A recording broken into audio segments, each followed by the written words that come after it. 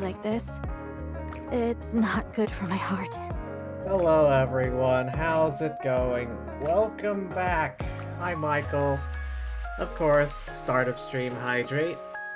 I got a Dr. Pepper from my lunch at Carl's Jr.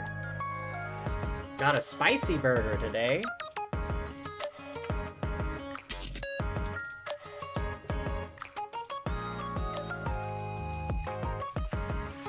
Alrighty. From where we last left off, stuff was happening. Oh, right. For whatever reason, the dumbass people in the central government decided to make an evil AI. Intentionally make an evil AI.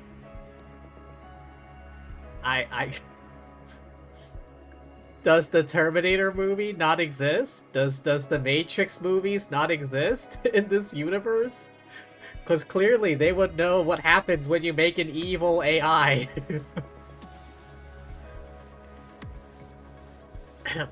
At a quotidian residence in the Ark. So, what you're saying is... Liverin went rogue. She stole Hammering's head that had been contaminated by the crystals and brought it to Sixo, which led to a terrorist attack in the Ark. And now her whereabouts are unknown. Oh yeah, that did happen. Pretty much. If you don't mind, could you tell me where she might be? I think she's lying low right now.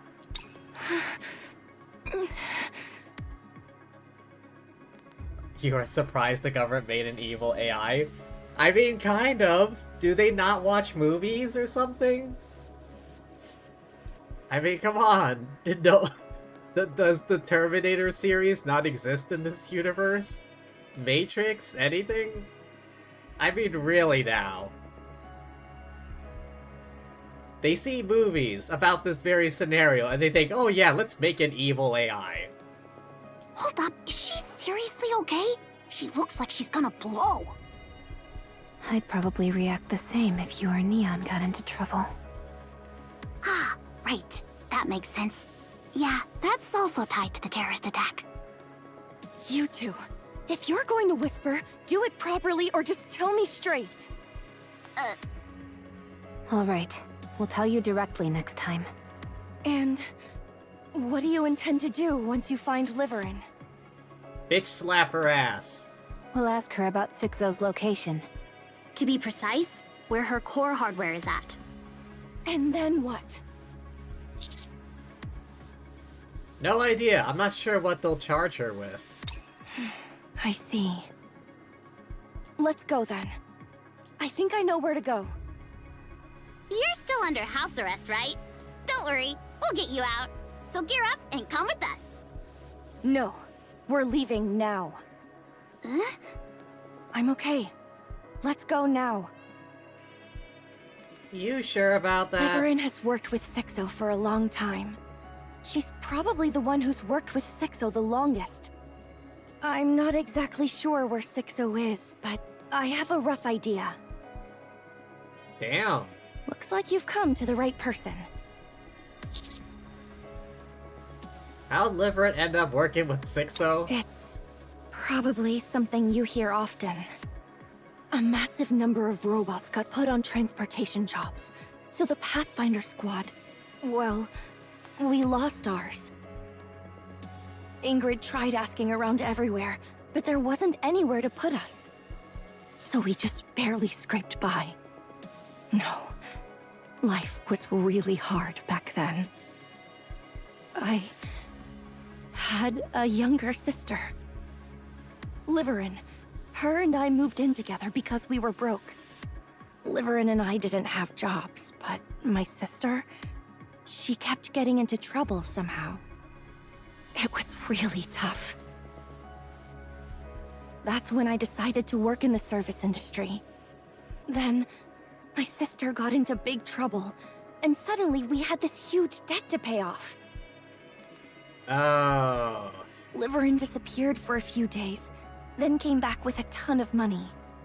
I guess that's when she started working as a transporter for Sixo.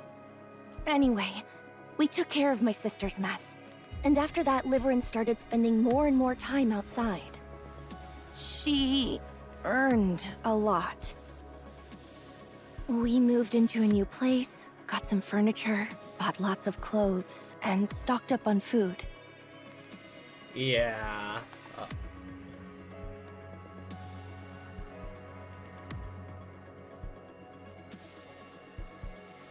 Did she not find this a little suspicious? Back then, Liverin was transporting illegal goods.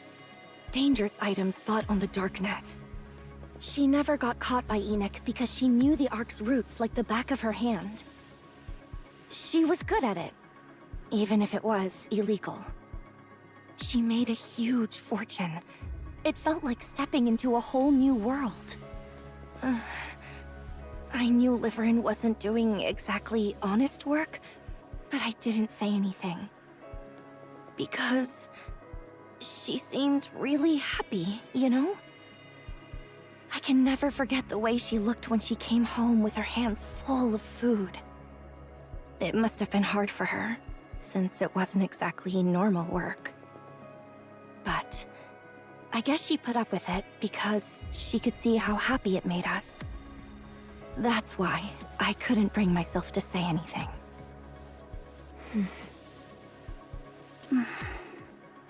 Well, I mean, after struggling for so long, you finally have all the basic necessities and more? Like, I can understand that. We kept living like that until my sister died. Small organizations clashed over those dangerous items, and she got caught up in it and died. Oh. Liverin blamed herself, and I resented her. If those items hadn't fallen into their hands in the first place, none of this would have happened. It took quite a while before she finally came back. She completely cut ties with Sixo and got back to working with me in the service industry. Then, out of the blue, she volunteered to join you for the surface exploration mission. Oh yeah, that. Sixo threatened to tell Ingrid about all the illegal things she'd done. And that's how we ended up here. Okay, honestly, that might have been like the best case scenario. Ingrid is relatively forgiving. At the very least, she wouldn't be like super harsh. If that was fecking Sewin, that would have that Sixo would have ratted her out to or something, hypothetically. Like, worst case scenario. All in all, I would, like... It could have been worse. Being ratted out to Ingrid, like... She's not cruel. Like, she's stern, but she's not cruel. What will you do when you see her? Find out where Sixo is, and then... I don't know. I haven't really thought about it yet. Let's get going. All right, we just need to go a little further. Liverin's probably at the first house we used to live in together. This is the slum. So there are loads of places Enid can't keep an eye on.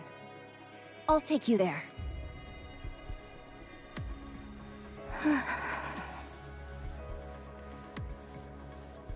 Oh. Liverin hugs her knees, staring blankly into space. After a moment, she turns her head toward one corner of the room. Non-perishable rations are stacked high, enough to last for at least 2 years. A satisfied smile spreads across her face and she nods. Yeah, it's okay. I just need to stay like this.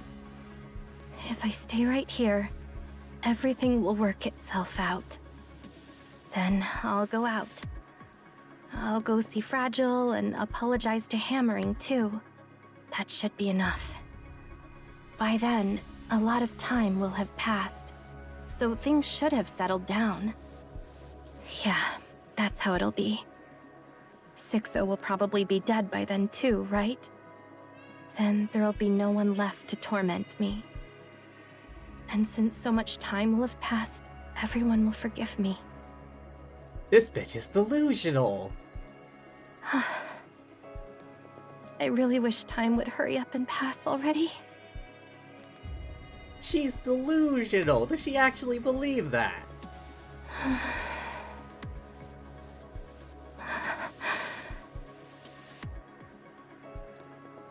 She stares blankly into space again. The sound of footsteps reaches her ears. She goes still, barely breathing. After a moment, the footsteps fade into the distance. The soundproofing's still awful. Oh shit! The door bursts open. Startled, Liverin leaps to her feet and stumbles backward. In the darkness beyond the doorway, she sees a face she absolutely does not want to see. Liverin!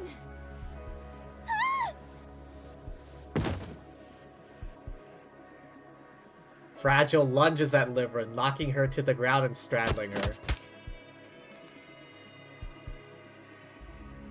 Oh shit. With no warning, Fragile starts throwing punches. Again! Again! Again! Fragile! Oh, it hurts! It hurts! Bitch, you deserve it, I swear to God. Just die, Liverin! If we die, there won't be any more pain!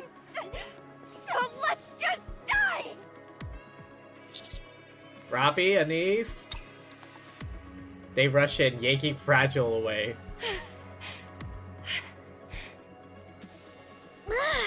Her temper's no joke. Calm down. Let's talk first. Commander? Counters? She slaps herself? It's not a dream. Oh, okay. The old pinch yourself. Except slapping. Fragile, you told them? That's right. I'll see to it that you're put in the rehabilitation center. For the rest of your life, you won't ever come back out again. No, Fragile. I'm the victim. Sixo, she made me do it. I had no choice. Even now, this bitch is delusional. What do you mean you had no other choice? What the hell have you been doing that she still got you on a leash? Liverin, out with it! Stop stammering and tell me the truth!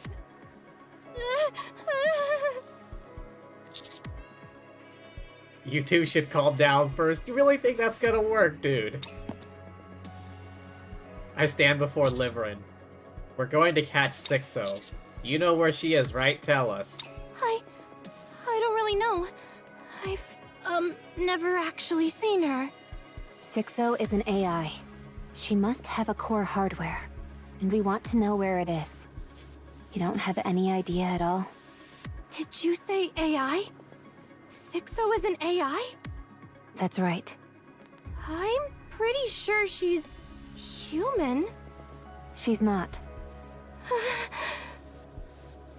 If she's an AI, then why would she do that to me? We've no time for that. You have an idea where Sixo's core hardware is? I think I might. At first, at the very beginning, there was always a place where I got the assignments. I didn't actually meet her, but I always received them at the same spot, through text on the monitor. After some time, it switched to the phone. Guess she figured making you go back and forth was too risky? Yes. She must have realized that too. Then there's a pretty good chance the core hardware's at that first place. Highly likely. Yeah. You remember where it is, right? I remember. I do, but... But... Commander, you've got, a lot of power right now, don't you? What on earth are you saying? Then, if I help catch Sixo this time, could you erase everything I did before? Maybe put in a good word with Ingrid and maybe Enoch too? If the past could be undone, maybe we could go back to how things were before. This bitch is still delusional. Then maybe I could finally live a proper life. We can't go back. Huh? We can't go back, Liverin. Why not? You had plenty of chances. But every time one came along, you picked only the choices you weren't supposed to. At every fork, you just went down the paths clearly marked off limits. That's how we ended up here. Look at the paths you've taken. They're a mess, revolting, like trash. And now, you want to undo it all at once? Don't you have any shame? And these?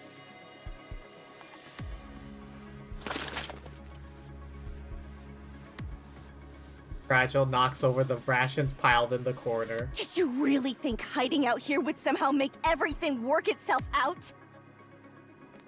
Yep, she did. Of course not. You're out of your mind. Just accept your punishment, Liverin. You have no other choice. I don't want to be punished. What did I do that was so wrong? All I've done is try to make a living. You know that, Fragile. For people like us to live even a halfway decent life, we had no choice but to take risks. You know that too.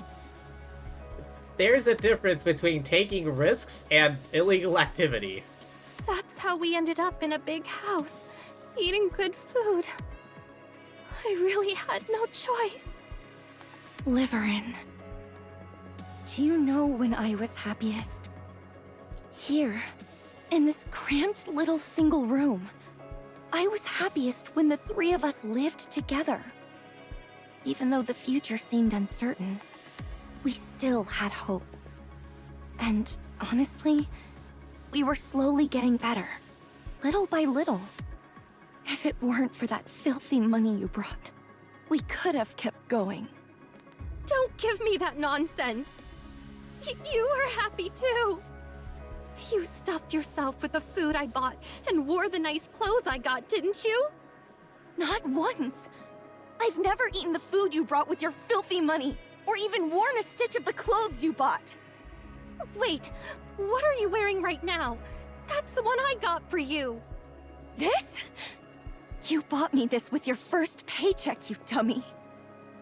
We even picked it out together. Huh? You don't even remember, huh? You keep making excuses for there being a reason and pretending to be the victim. But it was what you wanted. Deep down, you did it because you wanted to. That's the truth. Do as you're told, and accept your punishment, Liverin. No, I don't want to. Commander, it'd be best to remove Liverin's brain for a scan. Once that's done, take it up to the surface and feed it to the wild animals. It's completely rotten, so I'm not sure if they'll even eat it. Damn! Liverin? Are you scared of Sixo or of getting punished? Both. We will, no doubt, catch Sixo. If you're gonna pick a side, you might as well go with the stronger team. Sixo can't do anything for you, but I can. How? If you cooperate, I'll ask for leniency. I'll try to stop your exile and memory wipe. Anything beyond that is out of my hands. Really? Is that really all I can have? Liverin, you've killed and hurt so many people in the arc. You almost ruined Hammering and Drilly's lives. You nearly destroyed the lives of those two kind, hard-working people just to keep yourself safe. Those completely innocent people who showed you nothing but kindness almost lost everything because of you. Is it enough you've already ruined your life and Fragile's? Our lives aren't. Yes, they are. Look closely, there's no going back now. It'll take way more time to fix it. Don't let yourself sink any further. If you do, there's no getting out.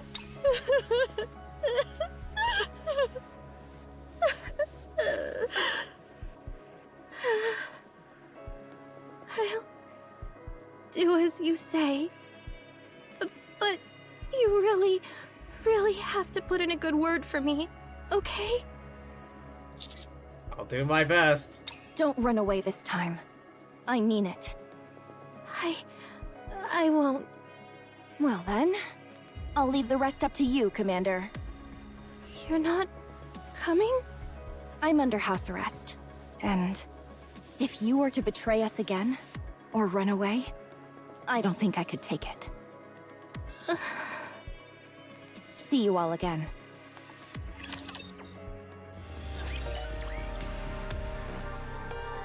Go to the Deputy Chief's room. Which one? Oh, Dobin. You've got some nerve asking to see me. Fine, let's hear it. But I'm warning you, the moment you start spouting nonsense, I'll turn you into a beehive. Oh, so scary, my dear Deputy Chief. We have come to speak with you. Perhaps it would be best if your subordinates were to withdraw. Dobin's gaze sweeps over the mass-produced Nikkes that nearly fill the room. I don't know what you bastards might pull, so I'm not taking any chances. You've got a history of pointing guns at a deputy chief, after all. Would that be all right with you? We're about to discuss a rather sensitive matter. It wouldn't be wise for your subordinates to hear it. I appreciate the concern, but they're nothing more than decorations. Very well, if you wish. We have come to speak about Mist. First, let us examine this together. Hold on. All of you, out! Oh, now he wants them all out. The mass-produced Nikkes hesitate for a moment, then make their way out. I see your decorations have legs of their own. You bastards. What the hell do you think you're doing? It seems you already have some inkling, so I need not show you the list. It seems that quite a few of your men have purchased Mist. Guess life is boring when they have a boss like you. Never heard that before. Then I suggest you take this opportunity to listen carefully. A number of your subordinates, no, in fact, a considerable majority of them, have records of purchasing Mist. And not merely once or twice, we have confirmed that they are habitual users. I trust there is no need for me to explain what happens to military personnel caught using Mist, is there? I had no idea about this. Ah, I see. In that case, would it be all right if the Underworld Queen were to conduct an investigation and report the findings to the central government? Or perhaps to the press? You punks think you can threaten me? Of course not. Of course. I believe it would be wise for us to be on the same page. Oh, my bad. Of course, we're not threatening you. Dobin slams his fist on the table. You damn bastards! How dare you threaten a deputy chief of the Ark? You really must have a death wish. Fine. What charge should I slap on you? Treason? Collusion? Just say the word! Please calm yourself. We have come to make a deal with you. From this moment onward, I ask that you take all authority from your subordinates. Whatever may occur, ensure that they are unable to act. Having them take some time off would also be an effective approach. As for the duration, 3 days should suffice. Isn't that too short? Give him a week off, and they'll thank you for it. Has also taken part, has he not? I cannot help but think that even 3 days is rather ample. Huh. True that. 3 days will be more than enough for him. What the hell are you playing at? My men are the best of the best. What's the point of telling them to sit around and do nothing for 3 days? Planning to let the Ark descend into chaos while they twiddle their thumbs?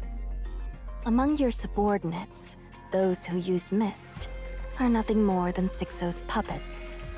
To think that such individuals, mere playthings of a back-alley thug, should be entrusted with key positions in the Ark is utterly preposterous. You haven't exactly been blind to it, have you? Your men aren't what they used to be. The power structure is intricately entwined, and one cannot simply strike at it without care. If we were to take out the puppet master herself, order would be restored. We shall see to it during those 3 days. You're going after Sixo? What a load of crap. That thing can't be caught. As we said, we will see to it. All you need to do is strip them of their authority for 3 days. And thereafter, you may fully enjoy the benefits that follow. What's your game here? 6-0 is presently preparing a large-scale terror attack on the Ark. On the day of its execution, she intends to use your subordinates, who have been reduced to puppets, to sow confusion in the response. It is our purpose to see this prevented. You're getting almost nothing out of this. Spill your real plan. While there are those like you who act solely for personal gain, you would do well to remember that there are also those who act without seeking any. You thugs sure talk big. If you give us your word, we shall hand you this list in 3 days.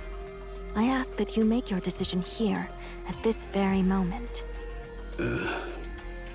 Fine. I'll do it. Thank you. Rosanna, please check. Let's see. All caught on tape. Very well. We shall be on our way. So, the deputy chief doesn't even offer tea to his guests? Duly noted. The two of them leave the room. Damn, they really managed to, like, strong-arm him. Oh. Gets up from his seat, staring blankly into space. Grabs whatever is within reach and just chucks it. Damn it! Damn it! Those back alley thugs! How dare they! Ah! This can't go on. My influence is slipping fast. I've got to rack up a big achievement, something spectacular! Anything just to prove myself!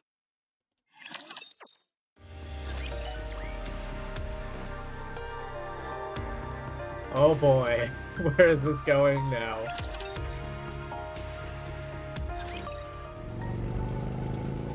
Oh yeah, that's right. It was Sugar and Moran.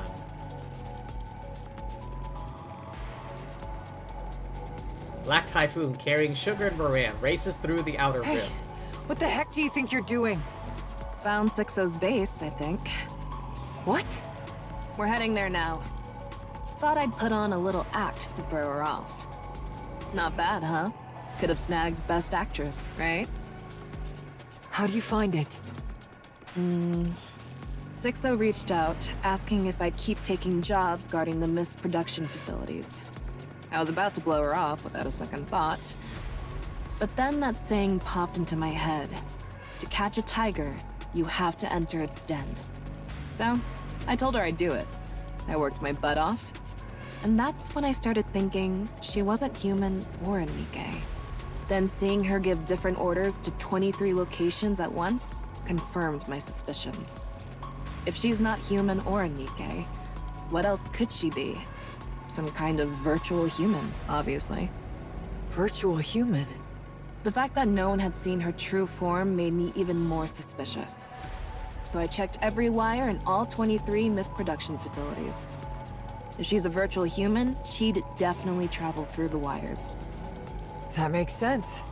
The outer rim's wiring is a mess. Everything's all tangled up.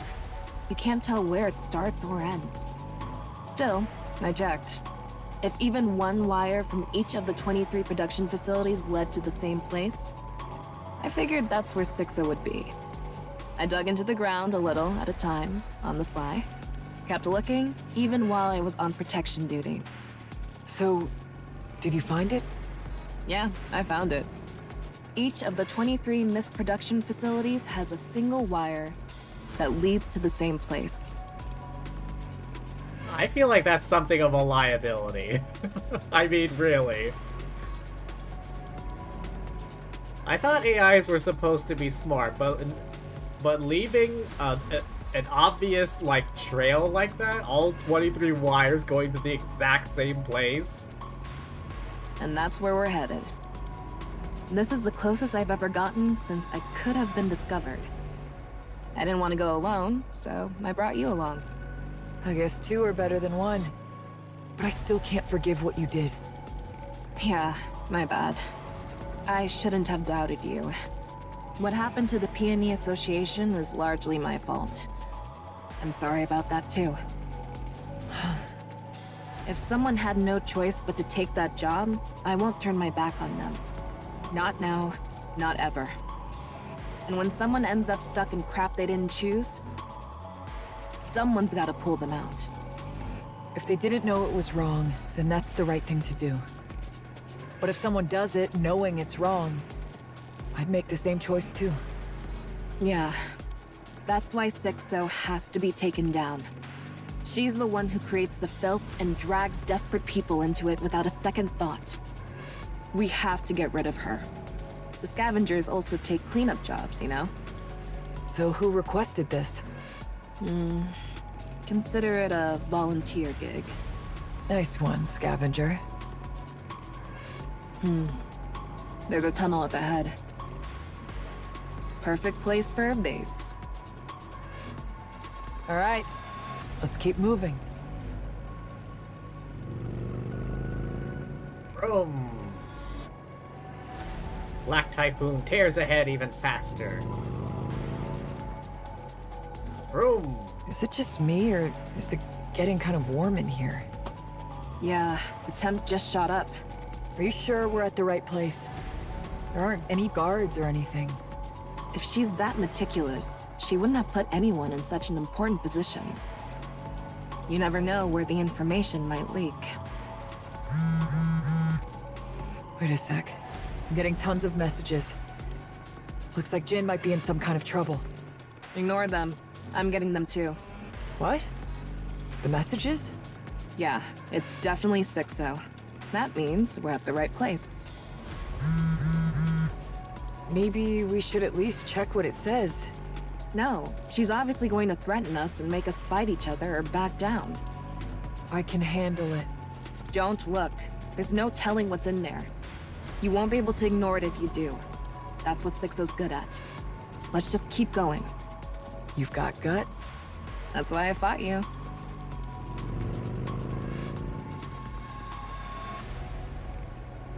Black Typhoon barrels through the tunnel, wind whipping past. Moran feels the heat rising, pressing against her skin. Rows of monitors line the walls. Screens flashing with endless streams of letters, can't make out a single one at the speed they're going. Just then, a second bike. Moran twists to look. What? Someone's chasing us!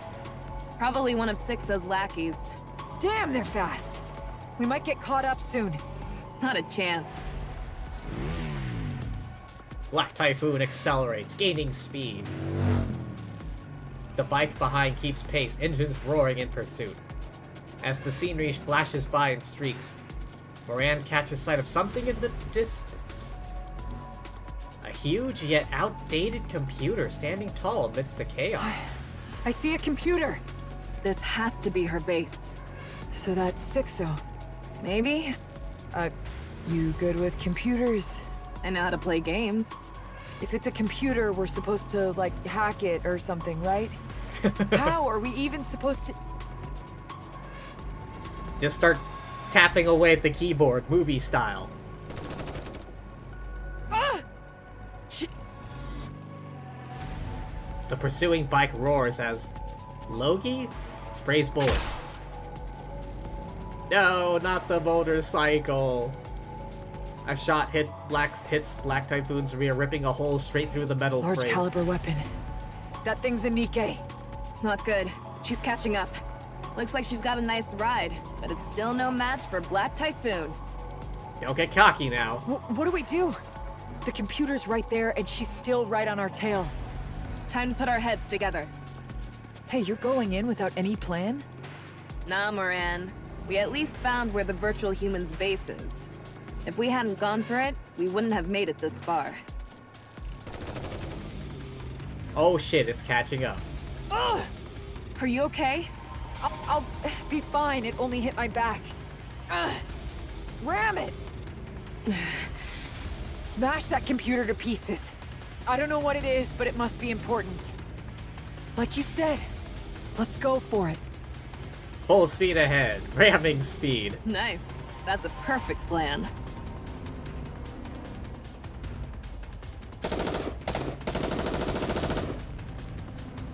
The pursuing bike surges closer as Loki opens fire. Gunshots tear through the air, muzzle fixed on Black Typhoon's engine. How dare you! Oh shit, Moran jumps off. Suspended midair, she swings her fist.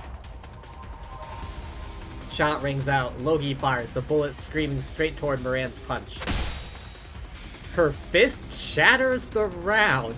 Did she... It drives into Loki's face. Really? Did she just punch a bullet? Did she just successfully punch a bullet?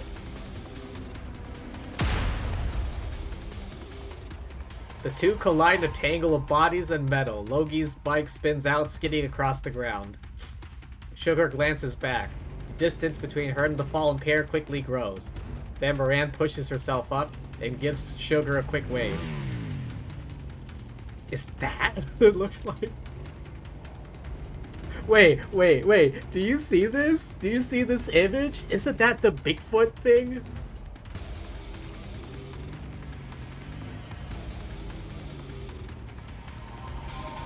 That's the Bigfoot, like, silhouette, right? Hang on, let me look this up real quick. Hang on.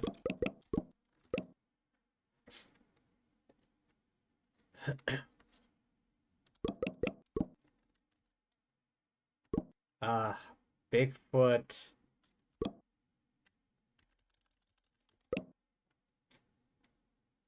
Oh my god, it is. It's like the same silhouette.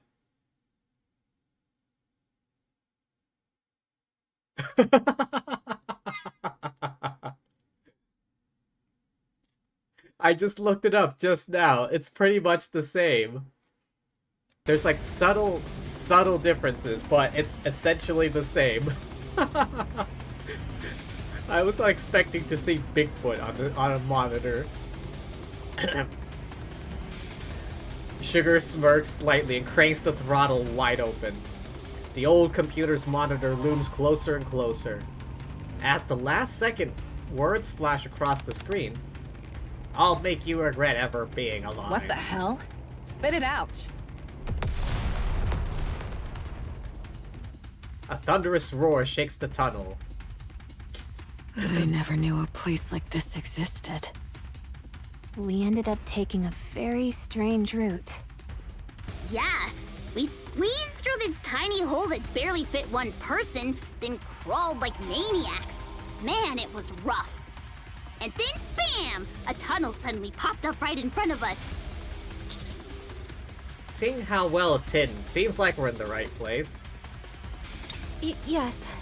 There's an old computer just a little further ahead. That's where I always got my assignments. All right, let's keep going. Huh? Aren't there supposed to be guards or something? Classrooms usually have that kind of stuff. This ain't a video game. It's always been like this. Having guards is a risk in itself. Man, her paranoia is seriously next level. I guess that's how she's managed to get this far. Not even like a robot or something? What about autonomous defense weapons? Yeah, exactly. None. She said they use way too much power, and having them around would probably make people suspicious. You two seem pretty close. No, not really. We just worked together for a long time. Figured you might want to know. Hammering's head got delivered safely. We managed to extract all the E2 crystals, and she'll be getting a new body soon. She'll be fine. Oh, thank God. Right. Commander, do you think I could maybe meet Hammering someday? That's up to her. I want to apologize. That's up to her, not me. It should be fine if she wants to be. Right. Of course. Keep at it. Sorry? Keep owning up to your mistakes and apologizing to everyone you've hurt. That's all you can do. What if they won't forgive me? Just keep at it. Whether they forgive you or not is their call. But I really can't go on like that my whole life. You'll have to for the rest of your life. So, were you forgiven? No. Looks like you'll be begging for forgiveness forever, huh? Mm-hmm. Is there any meaning to that? I don't know. But we still have to do it. So, how do you receive forgiveness? I don't know that either. Everyone stop. It's blocked. What? Liverin takes off running. I look ahead. A solid wall. The old computer Liverin mentioned isn't anywhere in sight. Nothing here. Liverin, don't tell me you... No, I swear it was here. Maybe she moved it somewhere? I'll check again. I can find it, I promise. Commander, I don't wish to say this, but she may be stalling for time. Wait, stalling for time? No, that's not it, I swear. Hold on. Is that the sound of a motorcycle? Huh? Wait, whose?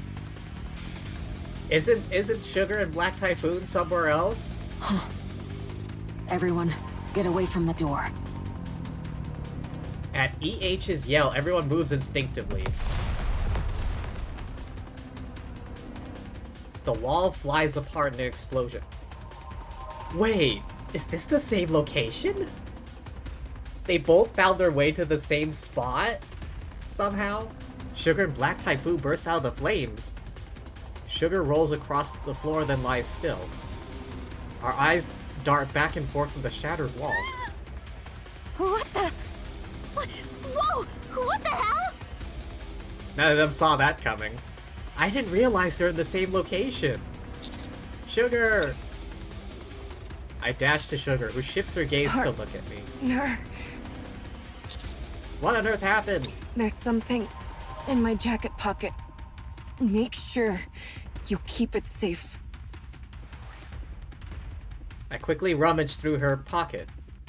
A small note. Please. She stares straight at me.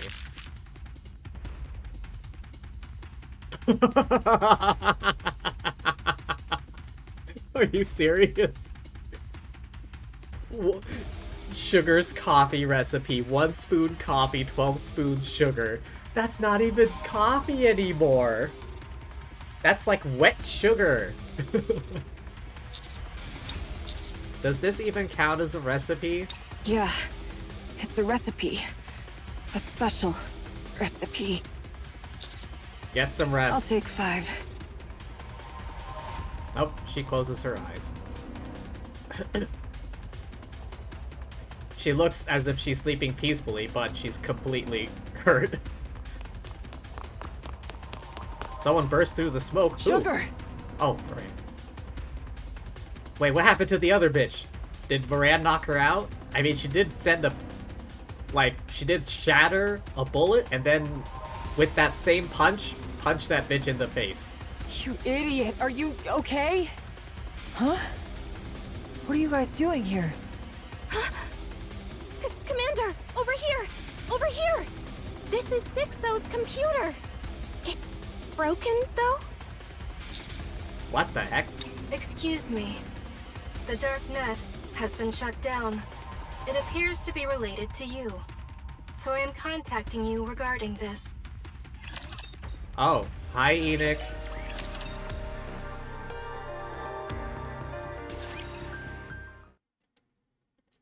We are on our way to Enoch's room after getting her call. Feels like we've been wandering around without really accomplishing anything.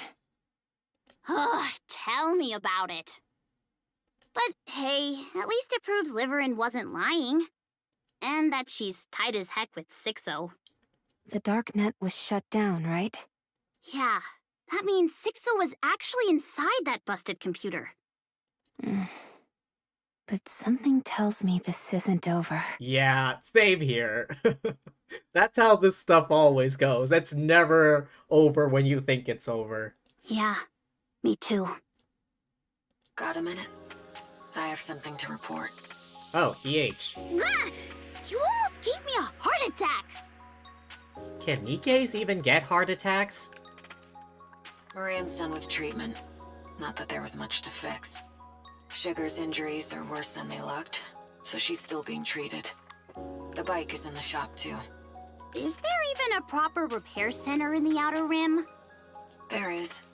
It's illegal, but it's reliable, so relax. That makes absolutely no sense. What about Liverin? She's with the other members of Cafe Sweetie. Uh-huh? They're going through Enix's blind spots in the Ark, one at a time. Liverin's taking the lead, and Cafe Sweetie's installing surveillance cameras. Think of it as clearing out the blind spots in the Ark, once and for all. It's kinda weird that you suddenly bring up Cafe Sweetie. With Sugar involved, they probably couldn't just sit back. The work's going smoothly. In about 2 weeks, Enoch won't have any blind spots left in the Ark. Feels like it's both good and bad. Anyway, what's Exotic up to now? We're currently working with the Peony Association to take down the mist production facilities. Hidania and Semikai will be joining soon, so this should wrap up quickly. Thanks for the help. I didn't do much anyway. Just having you with us lifts morale. It's like having a rock-solid ally behind us. I didn't get a chance to say this before, but thank you for helping Crow. Well then, I'll get in touch again if anything comes up. Alright, so what's the plan now? We gotta find Neon. We should meet Enoch first and decide our next move. Excuse me. Speak of the devil. Indeed. The dark net, which had been shut down, is now back online. Just as I thought. Yep, 100%. However, there is a network delay, rendering it unstable. The hardware you destroyed is assessed to have been 6-O's core hardware. It is likely hardware repeatedly modified to allow her to utilize her abilities to their full extent. Again, I thought AIs were supposed to be smart. She never made, like, a secondary backup, or at least something that was capable of the same. 6-O is still alive, though her capabilities are likely diminished. She may be using relatively lower performance hardware as her core hardware, or distributing her functions across multiple units that complement each other. Okay, forget what I said. I was wrong. So, how do we shut her down for good? Calculating. There is no definitive solution at this time. Destroy all the hardware? Wreck the entire Outer Rim with an EMP? I don't know. Can't you, like, find 6-O with your super AI search thing? Negative. That is impossible. Ugh, what a pain! Terrorist attack detected. What? What? Terrorist attacks using E2 crystals are occurring simultaneously at 5 locations. Excuse me while I respond to the attacks. Well, shit.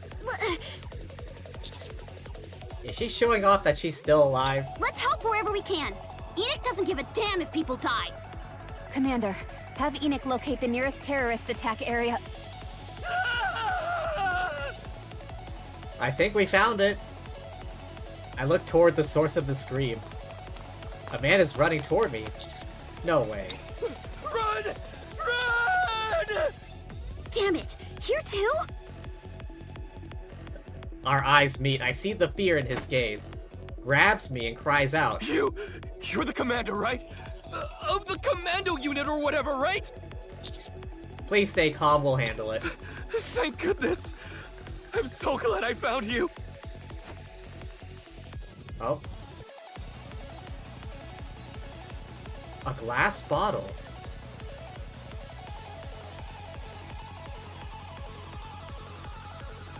A crystal glimmers as...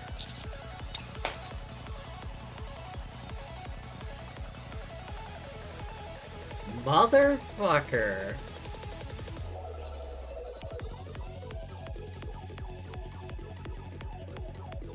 A mist addict.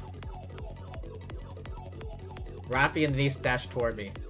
I push off the ground, shoving them back with everything I've got. Right, the commander should be safe. I mean, E2 crystals don't kill people, right? Nikke's on the other hand. Crystal shoots out, trapping the man who threw it in place. Oh. Okay, maybe they do kill people. I thought they only absorb electricity.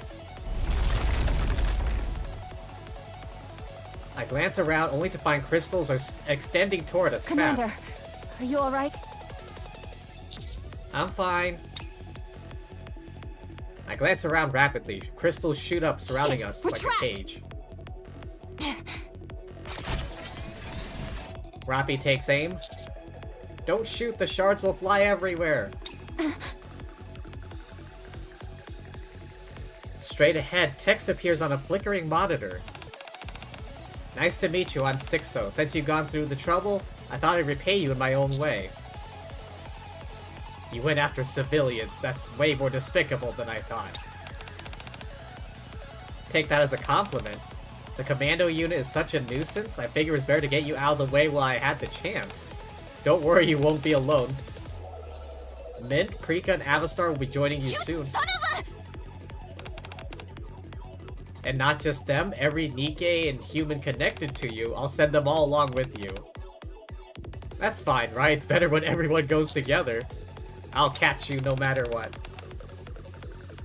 How exactly do you plan to do that? Losing my core hardware is a bit unfortunate, I'll admit, but I'm everywhere. That's immortality in the truest sense. Not really, I mean just destroy all the hardware. Can't catch me, ever. And neither can Enix. Oh my, the E2 crystals are expanding. How frightening. It was a pleasure meeting you. Farewell. Monitor shudders as the crystals burst upward. The screen goes black. Really gets on my nerves. Anise. Hang tight, Commander.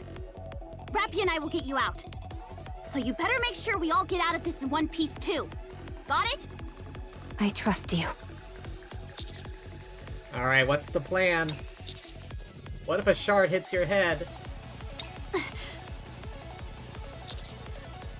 Rappy doesn't have Nymph anymore.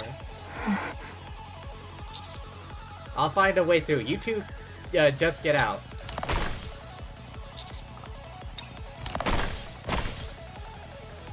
What's that sound? What the heck is that sound? It sounds like the crystals are breaking. Why? How? What? Who? Sound is getting closer. We all watch with bated breath. Firepower! Firepower! Neon! Neon's back, everyone! Is she literally just punching straight through? And there's Neon, approaching as she tears through the crystals with her bare hands. Firepower! Firepower! What?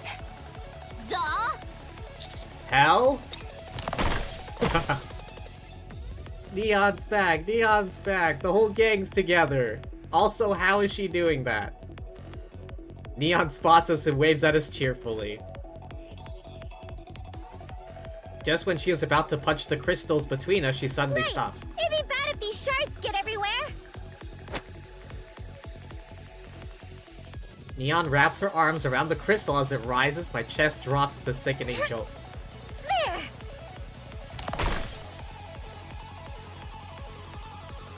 Neon twists the crystal she's holding and snaps it off. Points to the cleared path behind her. I cleared a path! Let's go! Nice. She reminds me of, like, those delinquent characters in anime and manga. You know what I'm getting at? The jacket and the hat? Next question though, how is she doing that? I thought Nikke's couldn't touch the crystals. What? In the... World? 1 hour ago at MMR, level P. There we go. How does it feel, having a new body? Hello? Anybody home? Why isn't she responding? Ether, did you touch something you shouldn't have? No, there's no way. 1. Yep, 2 by the power of friendship and anime. I simply followed the blueprint, that's all. Then what's wrong with her? I'm just thinking, should I keep living as Neon or become Neo-Neon? Do as you wish. So what new powers do I have now that I'm Neo-Neon? Tell her, Ether. You're healthy now. But that doesn't sound new. What I mean is, your body is now impervious to any external interference. The hell do you mean by that? No matter what happens, your body won't change. At least, not from anything that currently exists. That doesn't sound new either. Isn't that normal? You're immune to corruption. Ooh. In theory, even E2 crystals and dark matter can't affect your body. I'm not sure about Vapaus, though. The fuck? Is this what Princess was working on? A Nikke body invulnerable to corruption and even E2 crystals and dark matter. Ooh. No external substance can enter your body at all. Oh! Does that mean I'm basically indestructible? More like you're immune to everything. What exactly are you two going on about? I'm actually all healthy now. What else? That's all there is. Your body itself has become a key. Ether? In short, your body now holds the essence of lost technology. That's enough. If she knew how precious her body is, wouldn't she take care of it? Then what about these glasses? They don't have any special functions anymore. The light doesn't work and Boom doesn't run either. Aww. Those things have been completely transferred to your body, so now your glasses are just a sturdy pair of glasses. Well, that's a bit of a bummer. I really liked my supervision. Also, the repaired deep outside are yours to command however you please. Say what now? To them, the key is basically a royal seal. So, what do you want to do? For now, mind if they hang around here for a bit? I just need to sort things out with the niece first. Then I'll come back and decide. You do realize MMR isn't a hotel, don't you? Oh, come on. Don't act like you didn't gain anything from me. While building me, the over-the-top Neo-Neon, I'm sure you've picked up plenty of tech along the way. You've got a point. So, I think it's only fair that I ask for this much, right? Fine. Do as you like. I'll be back before you know it. Mind showing me the way out? Ether, would you mind? Sure. Oh, just a sec. What now? So, does this mean I'm part of Bacillus now? Just saying, I'm not really into shady corporations. Naturally. After all, we made you. If my boss finds out, she's definitely not letting this slide. Bacillus actually stealing an Elysian Nikke and building her a new body? That's tactically unforgivable. I mean, this is the kind of thing that escalates into a corporate war, isn't it? That makes sense. I'll discuss it with Ingrid and see if we can work it out. Oh? That was easier than I thought. Sounds like the tech you got from building me really won you over. Now, please go. You're far too noisy. Okay. You're really coming back? You bet. Good. I'd really like you to return. You're just itching to take me apart, aren't you? Yep, the blueprint's completely erased. It disappeared as soon as we started making your body. Oh, hydrate, hydrate. 1 second, please.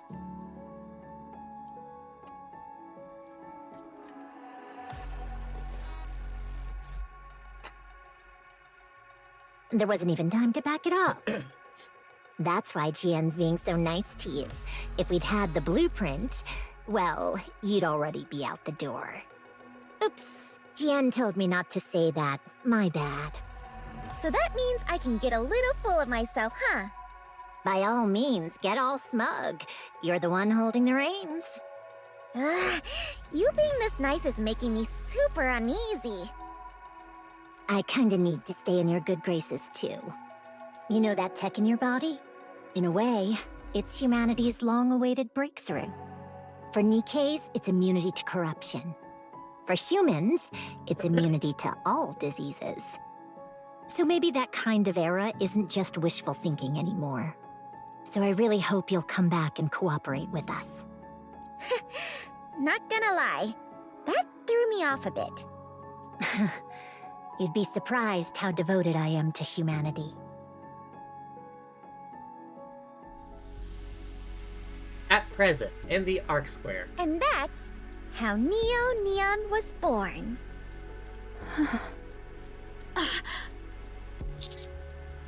Hello? Where's my applause and cheers? Oh, clap, clap, clap. Woohoo! Wow, thank you. But I definitely went to the Outer Rim to help with Anisa's performance.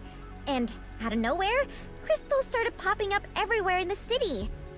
Even I, Neo Neon, could tell something was really off. Yeah, I'll fill you in later. Way too much has gone down, and honestly, the show's the least of our worries right now.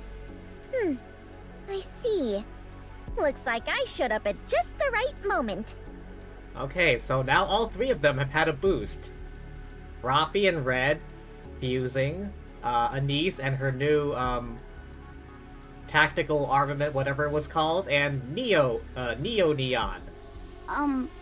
Neon? Yeah? Thanks a ton for bringing Mrs. Miss. No worries. Just make it up to me with some dance and song. Yep, got it. How heartwarming. I like it. Excuse me. How's it looking? The E2 crystal terrorist attack has been fully contained. 20 Nikkes and 82 civilians are confirmed dead. Some job you did, Enoch. Where's 6-0? I am currently unable to determine her whereabouts. Man, this is a pain. What do we do now? Enoch. It's safe to say 6-0 can move freely anywhere as long as there's hardware, right? That's correct. Not all hardware, but any with a power source and a chipset can be accessed anywhere. Then why don't we just wreck them all? As of now, the number of such hardware within the Ark is in the hundreds of millions. If you include the Outer Rim, it is immeasurable. Any attempt at destruction is infeasible and would cause irrevocable damage to the Ark's infrastructure. Yeah. So what now? Calculations for possible courses of actions are in progress. I've got a suggestion. Please go on. Shut down the Ark.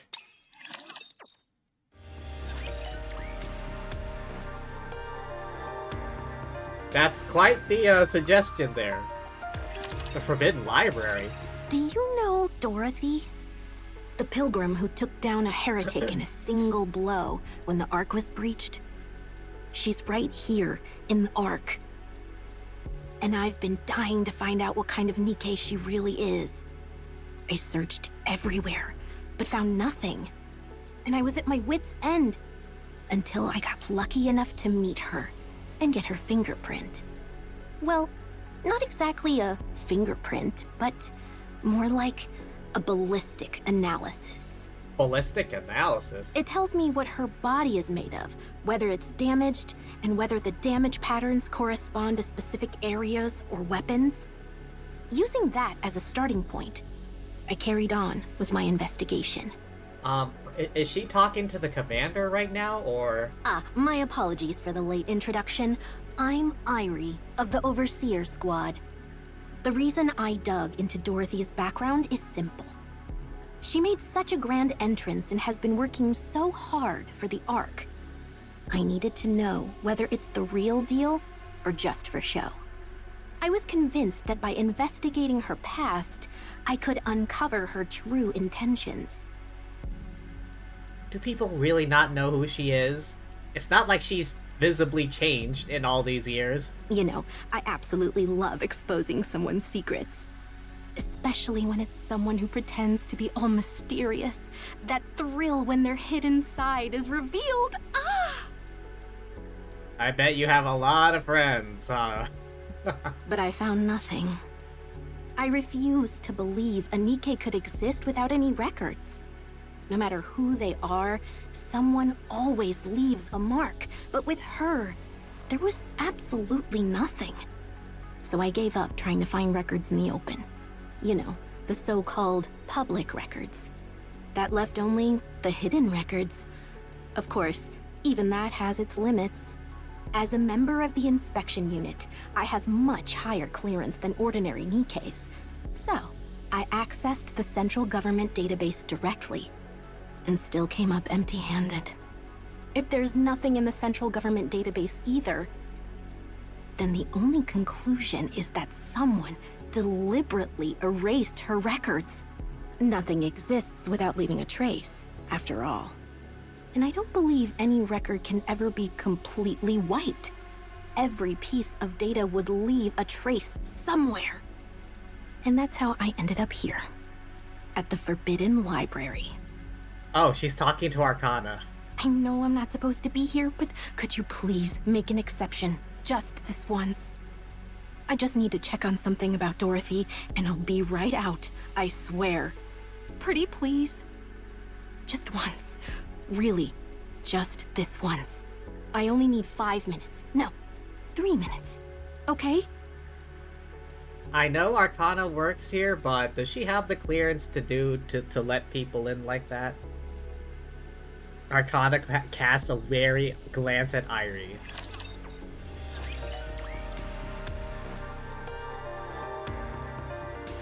Oh shit, am I all caught up now? You have completed all missions.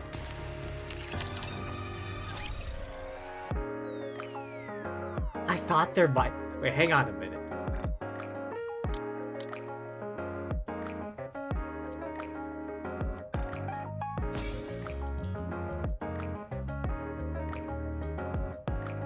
That's literally everything. I swear, I've seen, like, clips of more. Wait, unless...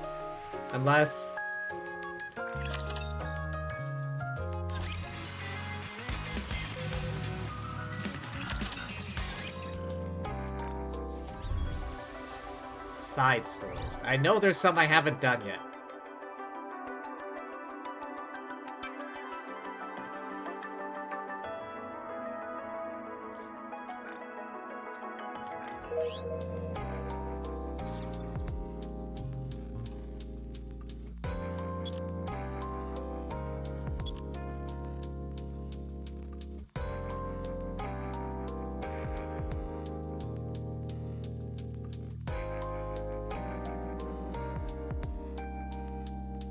Oh.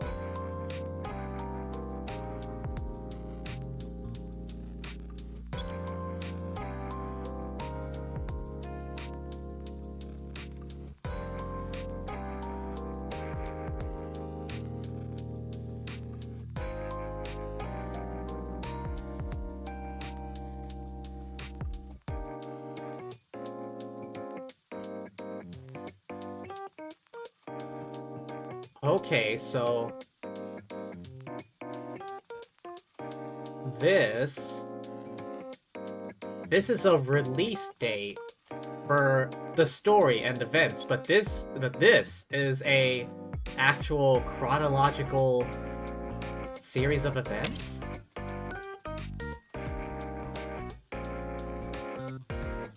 Okay, so the earliest known event is Scarlet's past.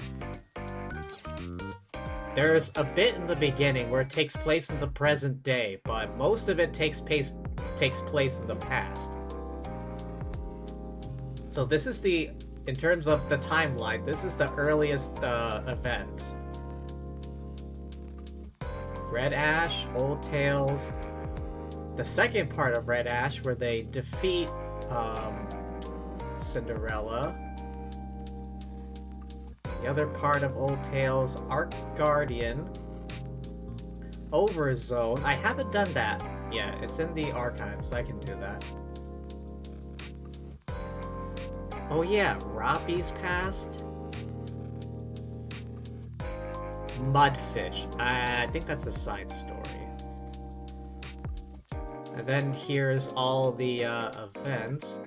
No caller ID. I haven't done that event yet. I need to do that at some point. Reptilians Request 1. Reptilians Request 2, 3, 4, 5. All the story chapters. This is the one where the Pioneer Squad takes Marion away.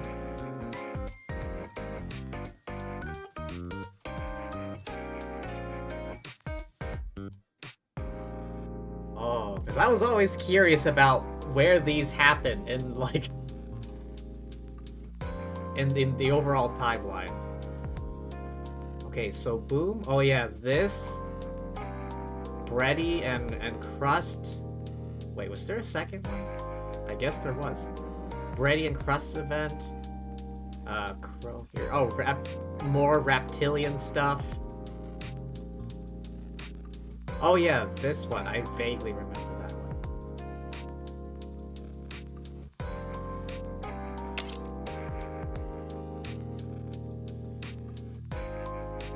Wordless. Oh, okay, this is a side story. I haven't done that yet. Oh yeah, the attack on Crown Kingdom.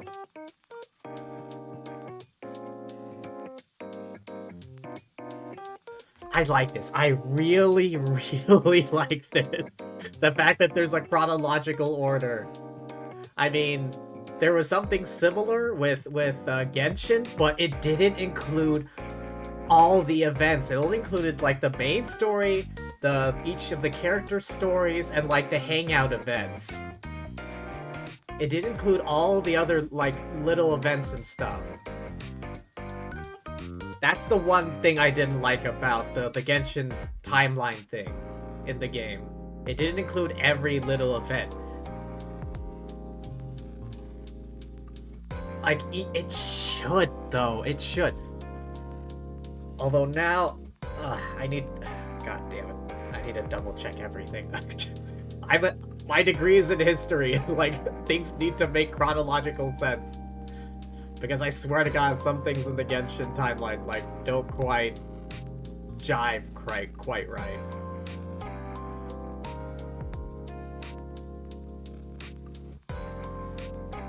Wait.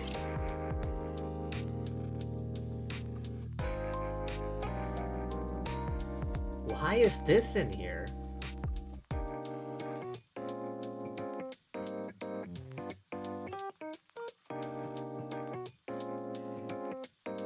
This is the Stellar Blade crossover. Is this suggesting that the Stellar Blade crossover actually happened?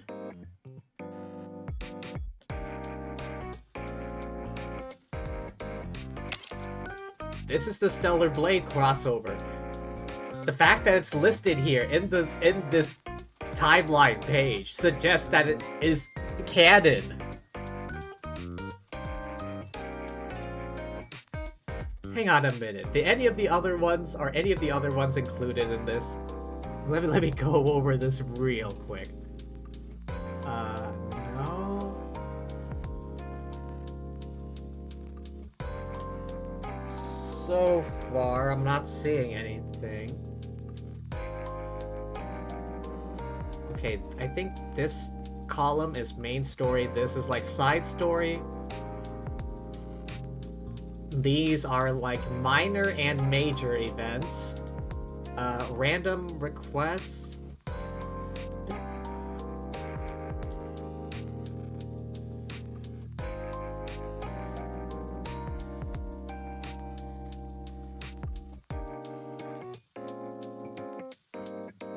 Okay, the cruise ship event, I remember that.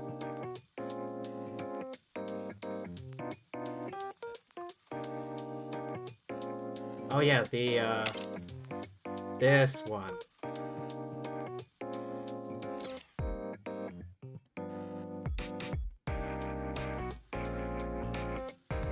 Side story I haven't done yet. Goddess Fall, right. The attack on Eden.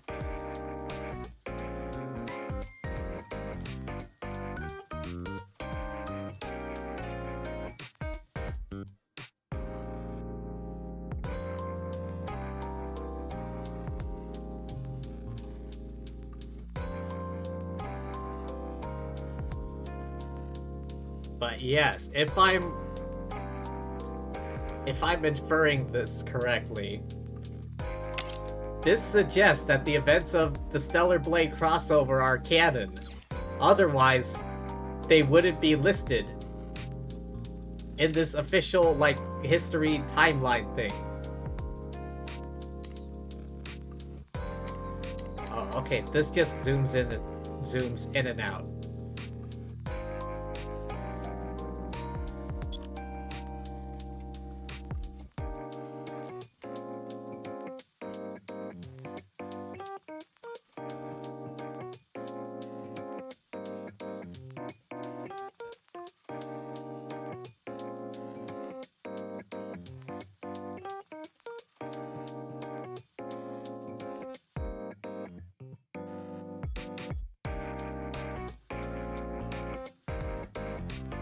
Crazy though. To me this is mind-blowing.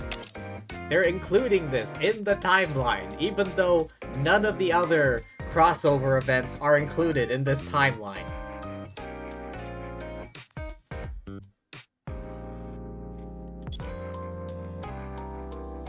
To me, this is mind-blowing.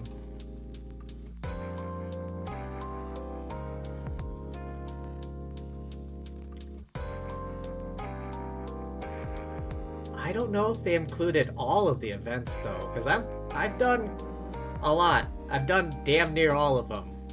Ever since I started playing this, I've done all the ones that have come out.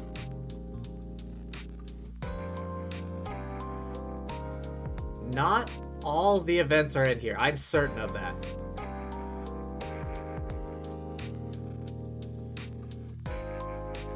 Okay, why is it pan?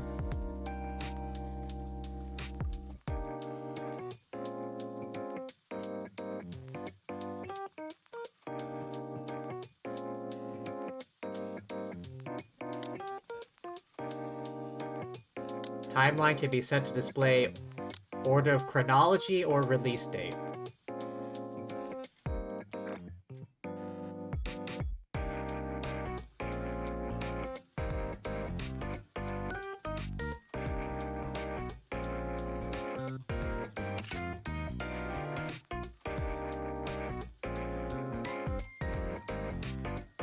Okay, so only certain events are selected to be in this timeline.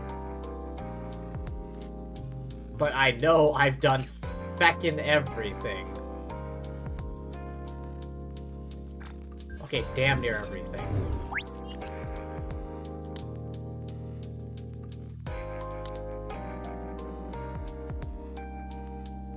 Oh yeah, the April Fool events. Oh yeah, Red Stress.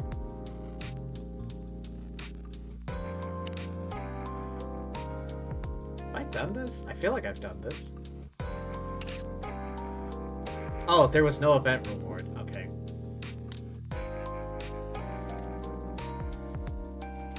But yeah, everything... Right, I didn't see this one on the timeline. But this one was. This one was important enough to be put on the timeline. Wait, I don't think I saw this one on the timeline either. Are some of these just not canon or something? I didn't see this one on the timeline. Wait, are they being selective?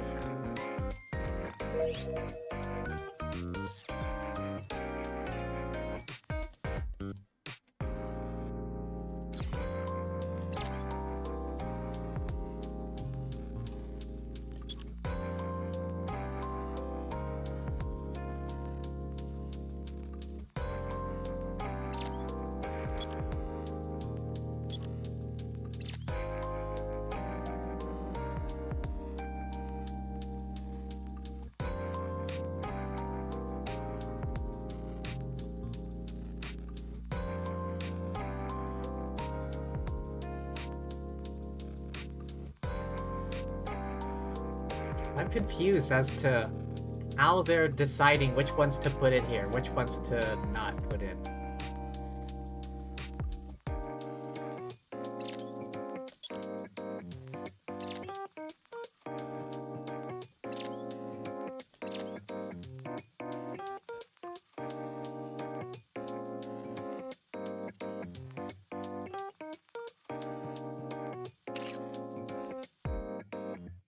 Are some of the events canon, some aren't? Like, how are they deciding this? Is it just for convenience, or is it like a comprehensive storyline?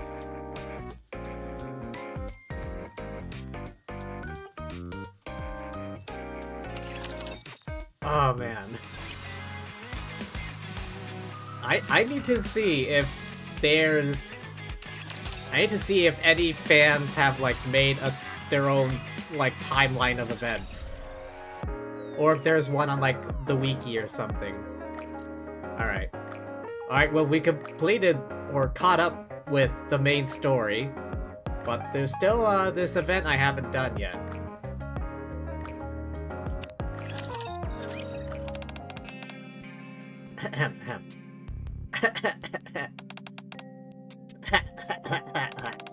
Blah. Viper, my throat hurts. Seriously, doesn't anyone ever clean around here? Why is there so much dust? Should I eat it all? Would that make my throat stop hurting? Don't, it'll only make it worse. Oh, okay, thanks, boss. Now then. The tip we got said there'd be sightings of dangerous people coming and going around here. I see a whole bunch of dust, but no signs anyone's actually been living here. Yeah, there aren't even any light fixtures. Plotting something shady in the dark, huh? I wonder what it was. Huh? Viper, boss! Over here, there's stuff written all over the wall. There's literal writing on the wall? Viper turns on her phone flashlight and shines it on the wall where Jackal is pointing. What is this? The wall is covered in words written in red. Traitors, hypocrites, you abandoned us. What's that in the center? Light is our right, heavenly ascension. Do you think heavenly ascension is behind this? Hard to say. I thought you already taken care of all that. I did. Now it looks like a little investigation is warranted. I'll handle it. By yourself? Yeah. EH stares at the wall, filled top to bottom with writing. Pretty sure this is a message meant for me. I mean, she was the leader of Heavenly Ascension.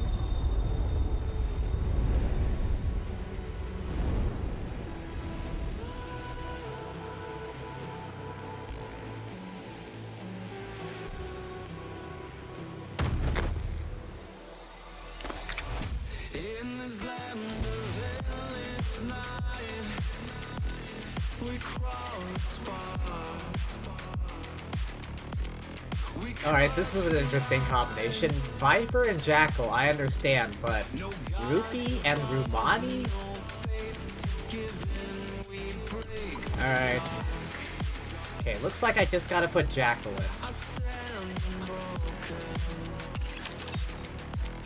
Alright.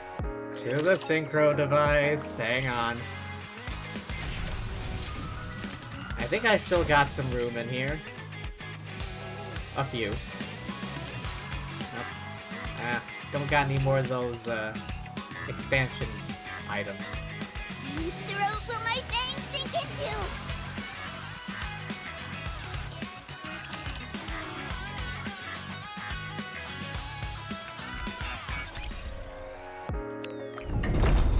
Okay, take two.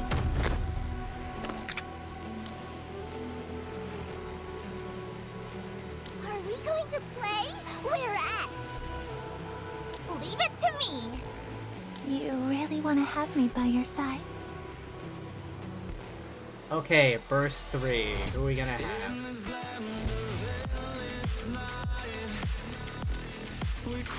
I will always protect you, Commander. Red Hood, engage. Good old Red.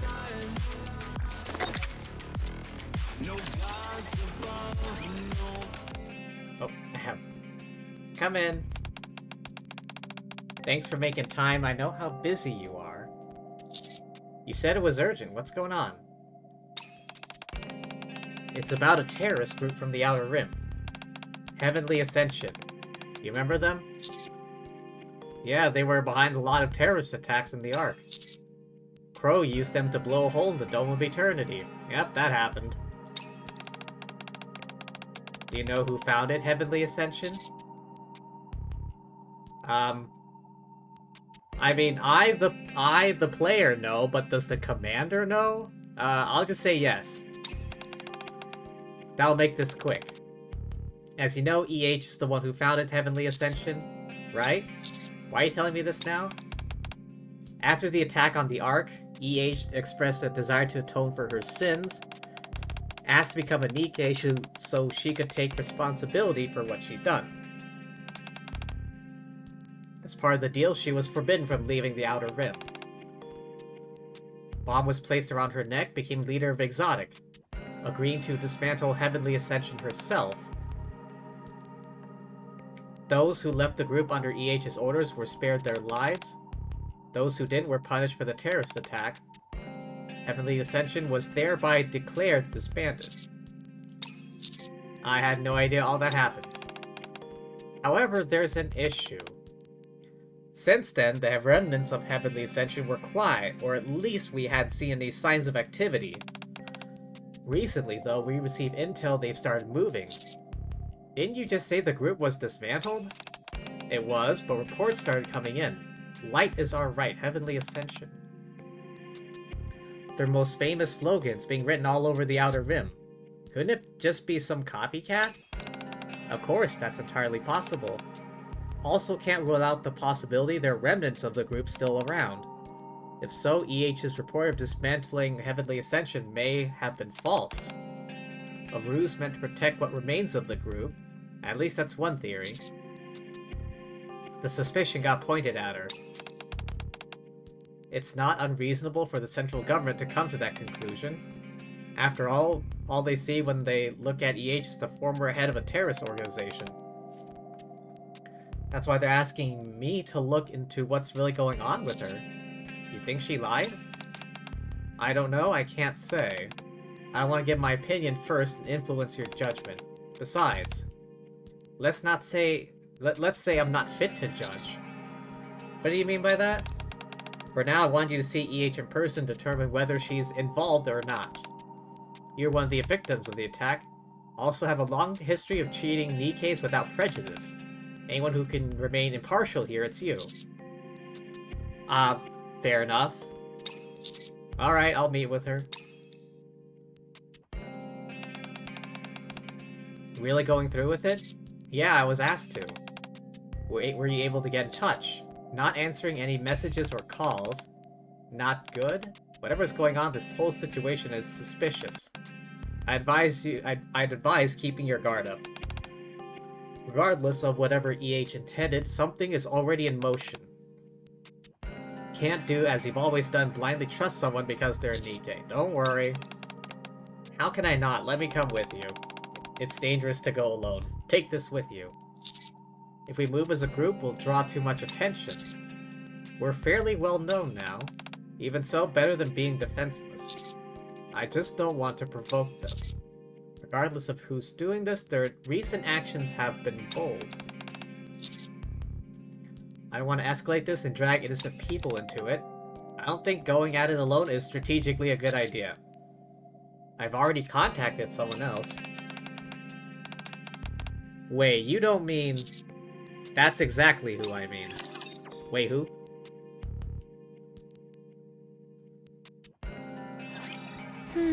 Too much shooting will make my arms sore. Hey, calm down. Oh, yay! Why don't they just develop something like an infinite magazine?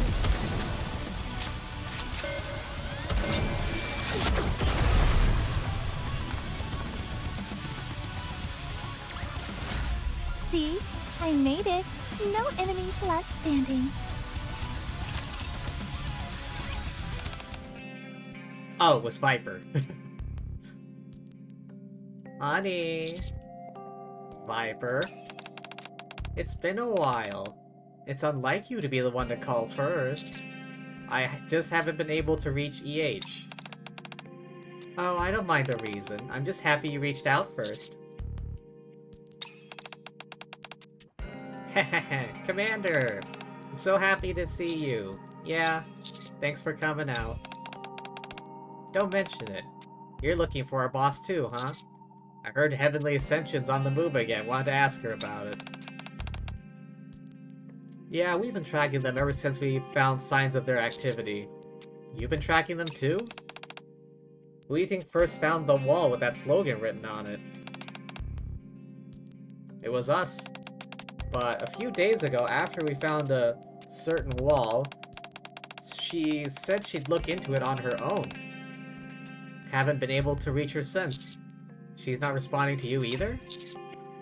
Have you tried going out looking for her? You bet. I ran around everywhere trying to catch her scent. I couldn't smell her anywhere, so we didn't find her. I see. Can you show me the wall you found before she disappeared? Of course. It's deep inside the outer rim though. You sure you're up for it? Hasn't been upkept for a long time, to the point there aren't even any lights. Dark and dangerous. Shouldn't be a problem with you two around, right? Oh my. Here you were so guarded earlier, honey, and yet you're putting your trust in me? I don't see any reason for you to betray me. This time. I suppose that's true. Are you gonna double-cross me again? Of course not. I won't do anything like that again. Not now or ever. I'm not gonna betray you, honey. I swear. Alright, I'll trust you. Thank you. Viper said thank you? I'll say it too. Thank you, Commander. As a sign of our trust and commitment, how about a handshake? A handshake? A handshake. You said you trust me, you're already hesitating? I would never do anything to hurt you. I swore, remember? Alright. I take her hand. Your hands are so warm. She just wanted to hold his hand. Viper, let's go.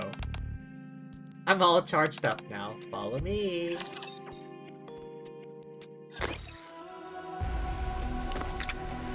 Quick battle stage.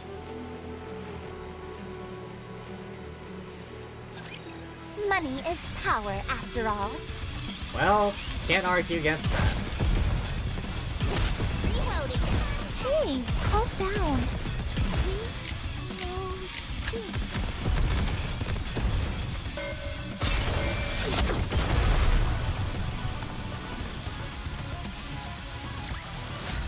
I won, Commander! Give me some treats!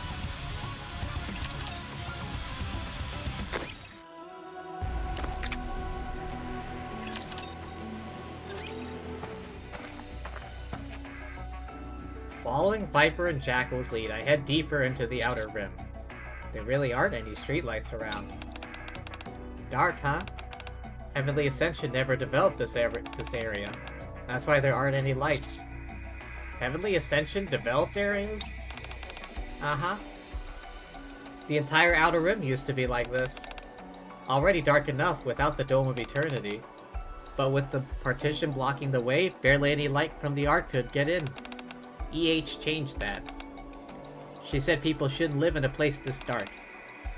Dug through piles of scrap to find light bulbs, ran electrical lines through the buildings that were still standing, installed streetlights all over the place. After that, people started following her, even though she was an outsider. An outsider? EH? You didn't know? What do you think EH stands for? Do you not know her real name? Elysian Harbor. The first one.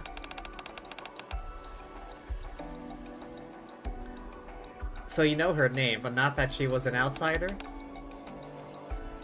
Since it's Elysium that sent you, I figured they would have told you everything. Sounds like that's not the case. Is there more I should know? Probably better if you hear everything from EH directly. It's all really personal stuff. I don't think it'd be right for me to talk about it. She's our boss, you know, I want to respect that. For now, just know EH was originally an outsider who came into the Outer Rim on her own. Alright. You two seem to be on pretty good terms with her. With EH? I mean, it's not like we were strangers before. We already knew she treated her people well even back when she led Heavenly Ascension.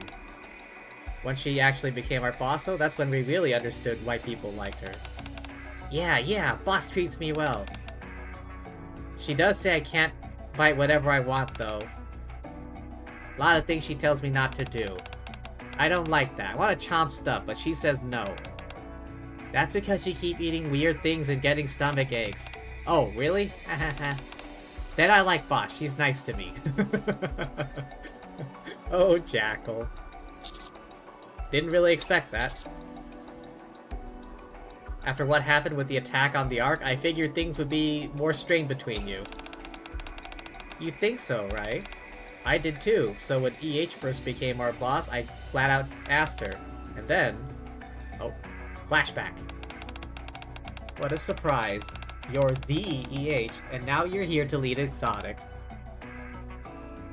I'm curious, at what point did she get her new outfit? Did you volunteer for it? Yeah. Really? But we stabbed you in the back. Are you really okay working with us? Yeah. Wow, very impressive. Oh, unless you're here to try and reform us former criminals. Is that it? Of course not. My hands aren't clean either. Still, you're different from us. You had clear convictions. Ideals and intentions don't make a mistake any less wrong. I've no intention of lecturing you two, as though I'm somehow innocent. I joined Exotic because this squad is the only one operating in the Outer Rim. I figured I can protect this place. I have no resentment toward you, no desire for revenge. Can't change what happened, now we're all paying our own price. That's all there is to it. I had no idea you're the type who makes life harder than it needs to be. Not that I mind. Honey's a straight arrow too, you remind me of him in that way. Okay then, I look forward to working with you, boss. Hahaha, me too, boss. Likewise.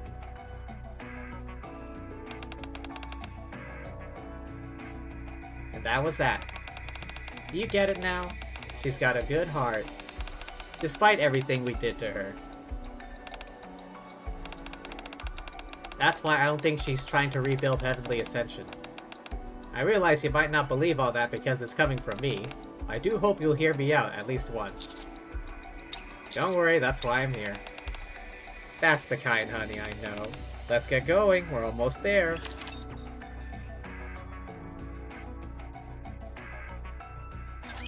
Get lost. I'm busy.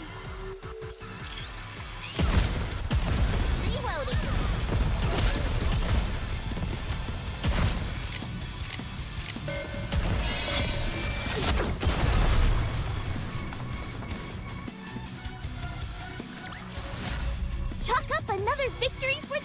Commander!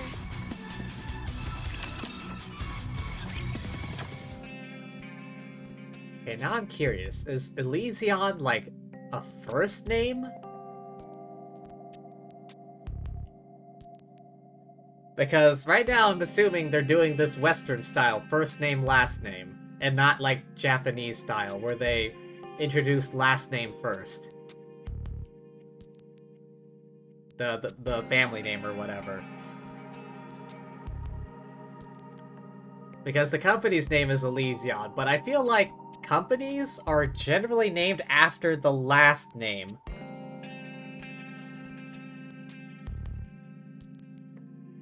Like, Ford, Henry Ford. Ford is the last name. Ferrari, Enzo Ferrari. Ferrari's the last name. Lamborghini, that was the guy's last name. Porsche, that was the guy's last name. Tesla, again, last name. I think it's relatively rare, or at least off the top of my head, I can't think of a lot of companies where it's where it's named after the first name.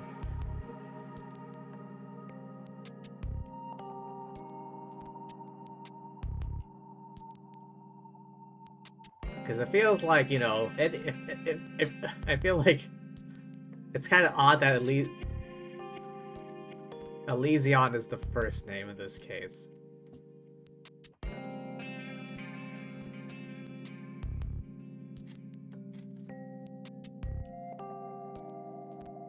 If I remember correctly, I think... Wait, how connected are Ingrid and EH? And why do they use her full name? Instead of just, you know, Elysion or Harper. And then you have Ingrid, who's just Ingrid. And a last name. I follow Viper and Jackal into a rundown house. As we enter, our footsteps stir up a cloud of dust. Ugh. I'll never get used to this dust. I hate this place. It makes my nose and throat hurt. You want to wait near the entrance? It shouldn't be as bad there. Okay. This is the last place you saw EH? Yeah, that's right. See that wall? Shines her light into one of the walls. Words like traitor and hypocrite are scrawled in red. How could you abandon us? Words of resentment. Die, central government lapdog, as well as some curses. There it is. The familiar refrain. Light is our right, heavenly ascension. The slogan. This is what she saw. Yeah, says it was a message meant for her. Probably from someone who resents her for breaking up heavenly ascension. If that's the case, it means she's a target. She's been unreachable ever since. She might be in danger. Yeah. Given she was strong enough to hunt down Nikke's even when she was... Wait, what?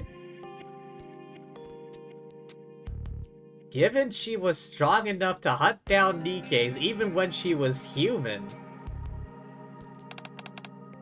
I have a hard time imagining something happening to her. People harbor a grudge, you'll never know what happened. It's possible she came back here at some point. Let's check the house one more time for clues. Alright. Jackal, time to stop playing out there. We need to see if we can find any signs boss was here.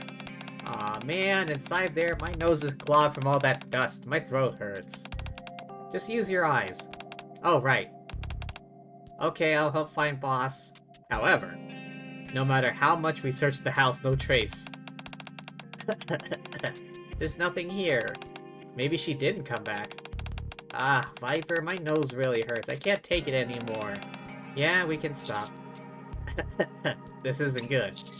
We can't just go searching through the entire outer rim. For now, let's step outside. Staying in here can't be good for you. Yeah, let's go. Hurry, hurry, let's go, Viper. Commander, hurry. Okay, we're coming. Before following Jackal and Viper out through the entrance, I glance at the writing on the wall one last time. What's wrong? Something catch your attention? Just taking one last look. Huh? Looking closely at the phrase, light is our right, heavenly ascension. A small groove etched into the word light. What's this? Press my hand against it. A button? Oh, was it a trapdoor? The ground gives way beneath me. What the? Honey! And I drop.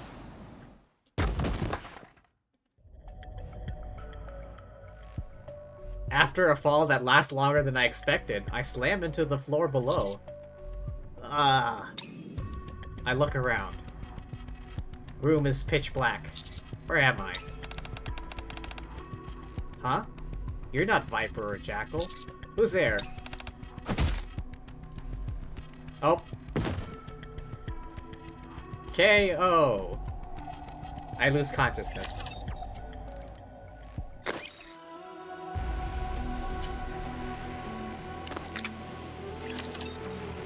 Quick battle stage. Get lost. I'm busy. Going down.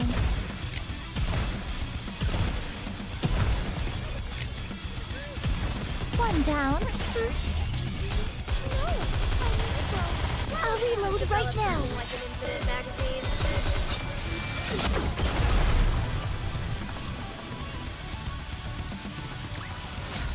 I won, Commander! Give me some treats!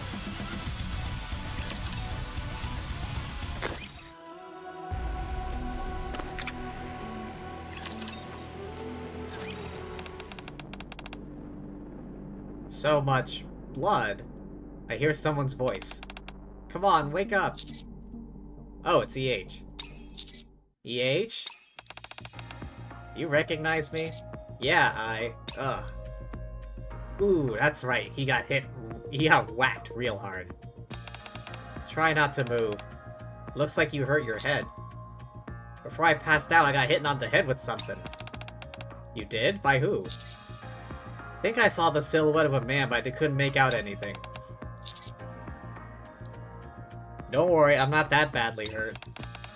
You shouldn't push yourself. You lost a lot of blood. Wound looks pretty bad. I'm really fine. Achoo! A strange chill runs through me. Aside from the cold, I think I'm okay. Mind if I take a look at the wound? You're wearing gloves, right? Yeah? Oh, that's right. Kind of forgot. Bop house. Just be careful not to touch the blood. Alright. She comes closer and carefully examines my head. It's completely healed. Oh, okay. So, we're kind of at that point, where he's, become Wolverine. Judging from all the blood, I'm sure it was a serious injury, and yet... What's wrong? Nothing.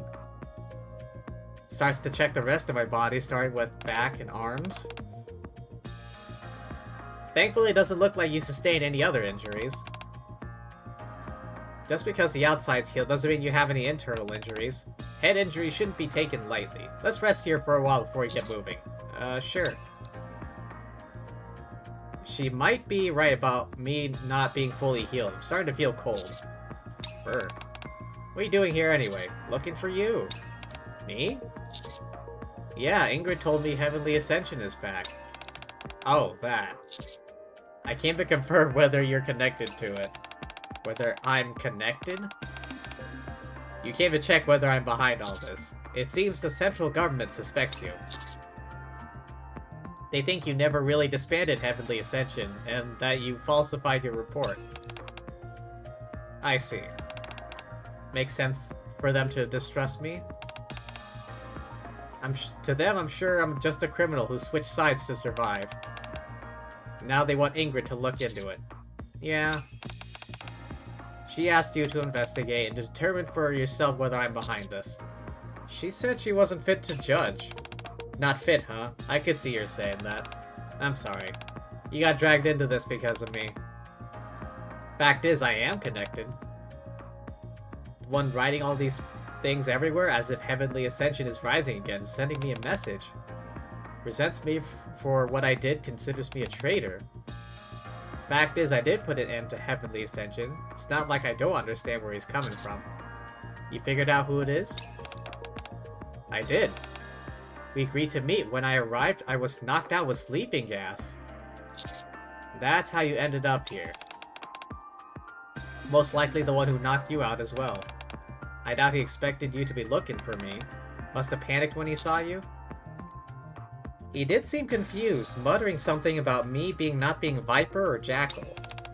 I figured. After hitting you, he must have realized you're connected to the central government. Probably put you in here with me, figuring if we die together, suspicion would naturally fall on me. Whatever the reason, I'm really sorry you got caught up in all this. Well, now I have a better idea of what's going on. You're tangled up in something messy as well. Still, my telling you all this doesn't prove whether I really put an end to Heavenly Ascension or not. Ask me anything, I'll answer. In that case, why did you form Heavenly Ascension? Why would you want to know that? I know you've been fighting for the rights of the Outer Rim. What I don't get is why your resistance took on the form of terrorism, or what led to your subsequent change of heart. That's why I want to know more about how it all started. I think it'll help me judge better. Judge what? Me? Yeah? Alright. You've been dragged into this mess. The least you deserve is to hear the full story. Goes back pretty far, though. Long time ago, in a galaxy far, far away. I need to memorize that bit from the start of the movie. Reloading. Reloading. Exciting.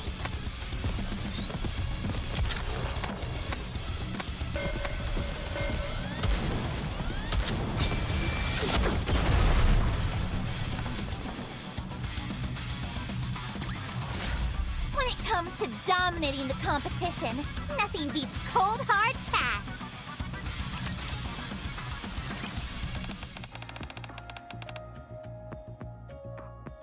You know what my name used to be? I've been getting that question a lot today, huh? I think I heard it was Elysion Harper. Yep.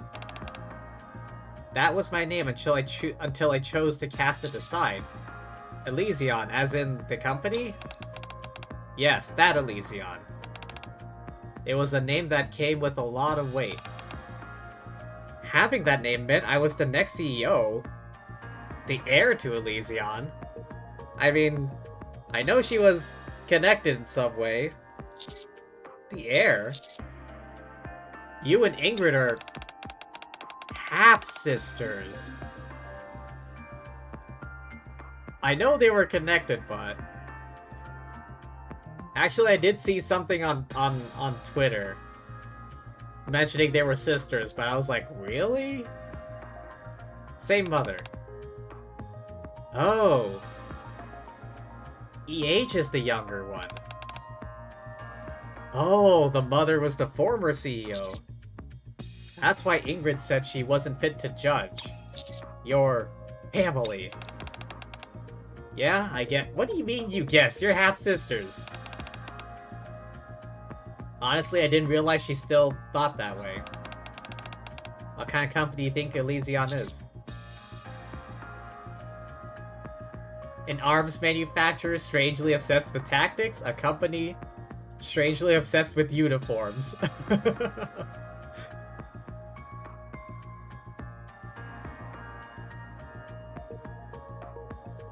Oh, how do I answer this?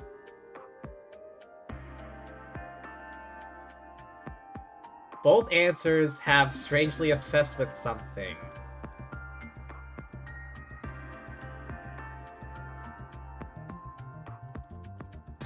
I'm gonna go with tactics. Ingrid does like that word. Anyway, you're right. It's an arms manufacturer that focuses on tactical excellence. That wasn't always the company's top priority. In the past, Elysion pursued only one thing: power. More precisely, the power of humanity. When the Raptors attacked, humans abandoned the surface and fled to the Ark. My mother believed that in order to avoid extinction, only the strong must survive. Ah, survival of the fittest bullshit. Humanity could grow stronger and evolve. That's what she used to say, at least. That sounds similar to Elysion's current philosophy, but also a bit different. Ingrid believes humanity must use technology to defeat the Raptors, but not so fixated on the sole pursuit of strength. Mother was different. She pursued strength to the point of obsession. That's why she wanted the strongest of her children to be her successor. Ingrid and I were constantly tested and compared. I came out on top, which is how I became the heir. And the reason I was given the name of Elysion. What do you mean, given?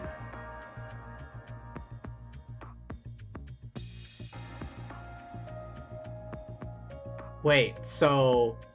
At one point, before that, she was just known as Harper?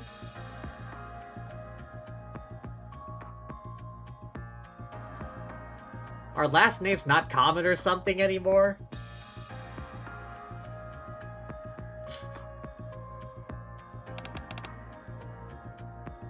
If it weren't for a certain incident, I would have inherited Elysion as planned. What incident? Did you know that Elysion built the Outer Rim barrier? I had no idea. It was the central government's proposal that initiated the process, but Elysion spearheaded the construction.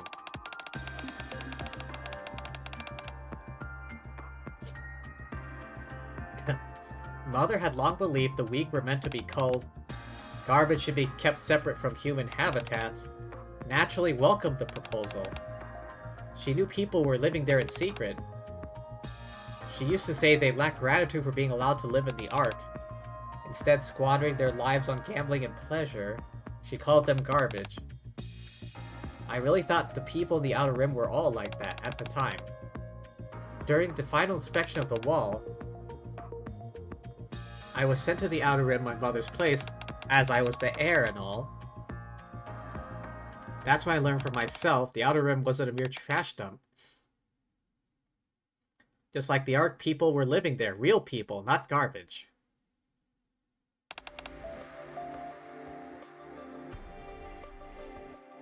Oh yeah, this is the armor days. Back when she needed the armor. Now that she's a Nikke, she doesn't really need armor as much, does she? Hey, what are you doing? Huh? The young boy and girl are startled and step back, dropping a fuse. What's wrong? It sparkles and it's pretty. You were gonna light a dynamite fuse because it's pretty? We wanted to make light. Everyone says there's no light here. Yeah, we played around with fire on that mountain. The light was really pretty. We just wanted to see it one more time. That not allowed? What are kids like you even doing here in the first place? Where are your parents? How'd you even... What do you mean? This is our home. This is your home? Mom's here too. She's inside over there. I think. The children timidly glance at the fuse. Are we really not allowed to light a fire here? I'd like to see more pretty lights. No, it's not allowed. You could get hurt if you're not careful. We could? EH carefully looks at the mountain of trash. Use this instead. Picks up a sparkler that had fallen to one side of the trash pile, then lights it. A bright light begins to burst from the tip of the sparkler. Wow! These are the only things you should be lighting, okay? Okay. That's when the thought hit me. People live here, I can't just ignore that.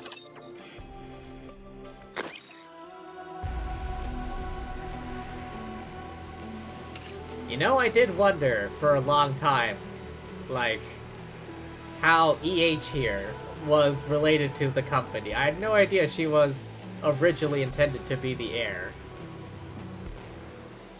and that she and Ingrid were half-siblings.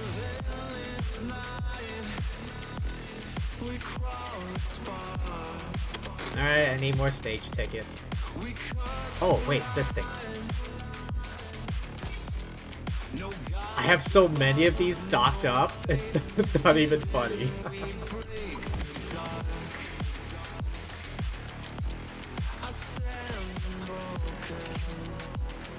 Oh, no.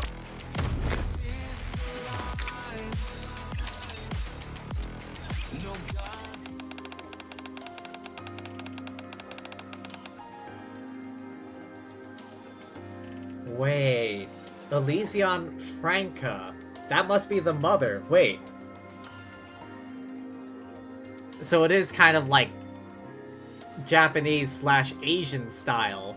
Last name, introducing by last name first. Because I guess, well, the name Elysion is, what's the word? Prestigious.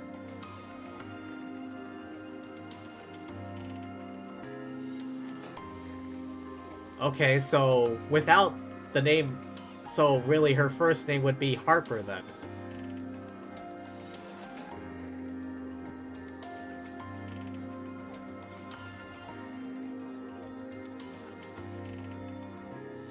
Proposal for improving living conditions of Outer Rim residents. Franca tosses her tablet down. I sent you on such an important assignment so you could learn about what being my successor entails. Now it looks like you came back more foolish than when you left. Who are the residents of the Outer Rim? There are already humans there, last I checked. Mother. That entire place is filled with garbage, nothing else. After being granted the privilege of escaping the surface and seeking refuge underground, they chose to hold themselves up in that dump. That makes them garbage. If you really view those things as people, that tells me all I need to know about how poor your judgment is. There are children who were born there who aren't like that. Maybe true the adults who went there were weak and made foolish decisions, as you say. Those children never had a choice. Doesn't matter. Being born in a dump still makes them... Wow. The mother is a bitch. What kind of logic is that? If their lives are meant to be anything more than that, they'll find a way to survive, get stronger, and make it out. If they can't, simply means they were born weak and they will die weak. The law of nature? Wow, this bitch is a bitch. Extra bitch. Said it many times before. Humanity as a whole must become strong. Only by casting aside the weak and strengthening ourselves. Yeah, this sounds like evil dictator talk, you know? I feel like I've heard this in, like, a number of, like, you know, theories. Sci-fi, fantasy, whatever. Where, like, there's, like, where the evil dictator person is like, we must cast aside all all the weakness of humanity, all the downtrodden, and all that and all that stuff. Like this sounds like evil villain dictator stuff, you know? Can we survive in this world where inhuman monsters run rampant? Have you really not learned that yet? They're just children. If you really can't understand, you aren't qualified to be the heir of Elysion. Don't become weak, Harper. The heir of the great Elysion must not be swayed by pity for the weak. Be clear in what you keep and what you cast away. For the sake of a stronger human race, the weak must be discarded. Otherwise, humanity will never grow stronger. Again, this sounds like, you know, supervillain bullshit.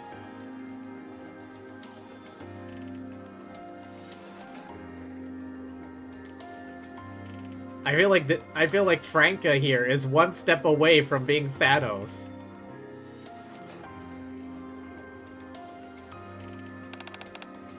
Only through strength that humans can avoid falling behind this inverted ecosystem and accomplish the great feat of reclaiming the surface.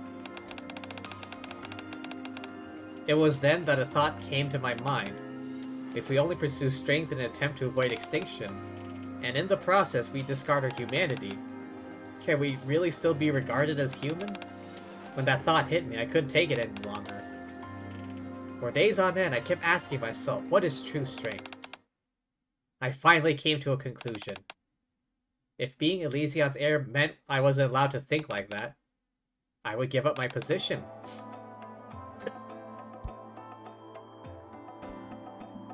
Harper. Ingrid? Are you really leaving?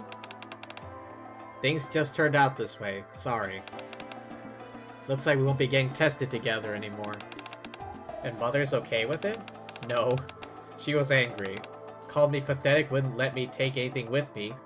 Saying maybe I'd get some sense knocked into me and come back. I've got nothing aside from these weapons.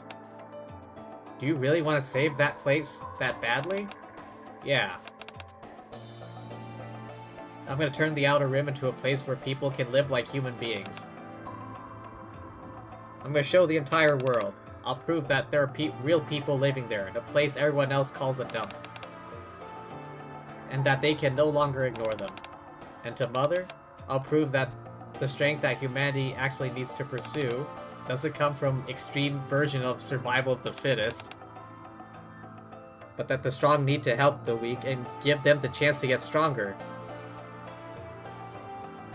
Ah, I see. She believes in no. I think the pronunciation is noblesse oblige.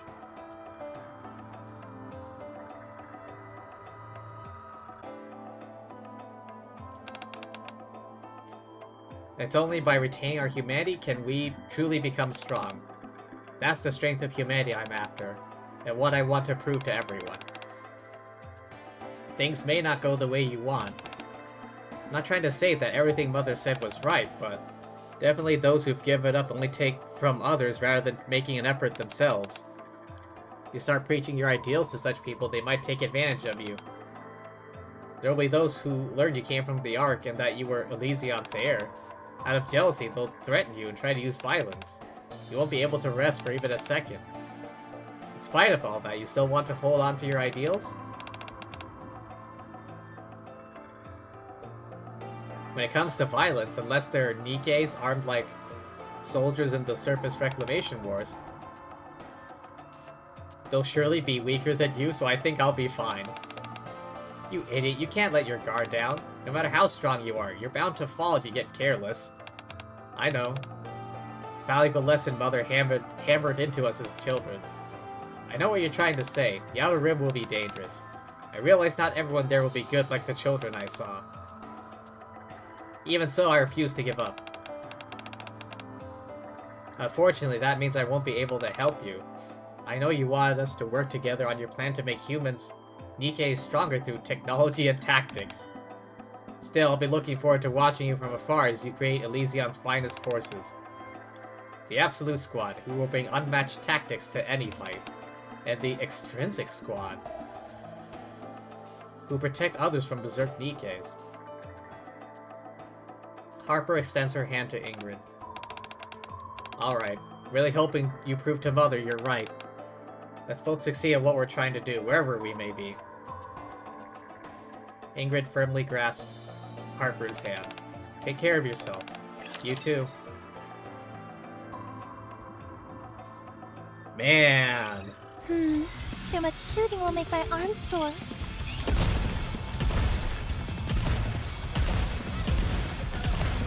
Hey, calm down.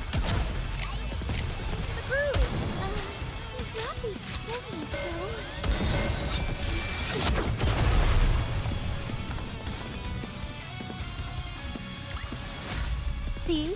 I made it. No enemies left standing.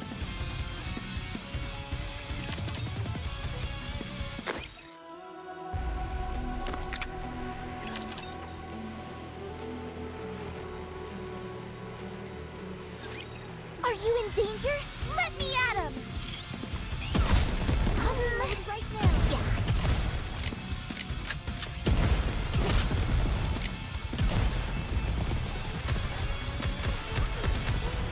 Reloading.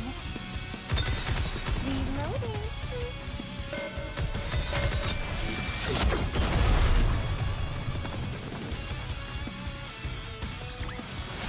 Did you see that? I'm strong. but my comrades are stronger.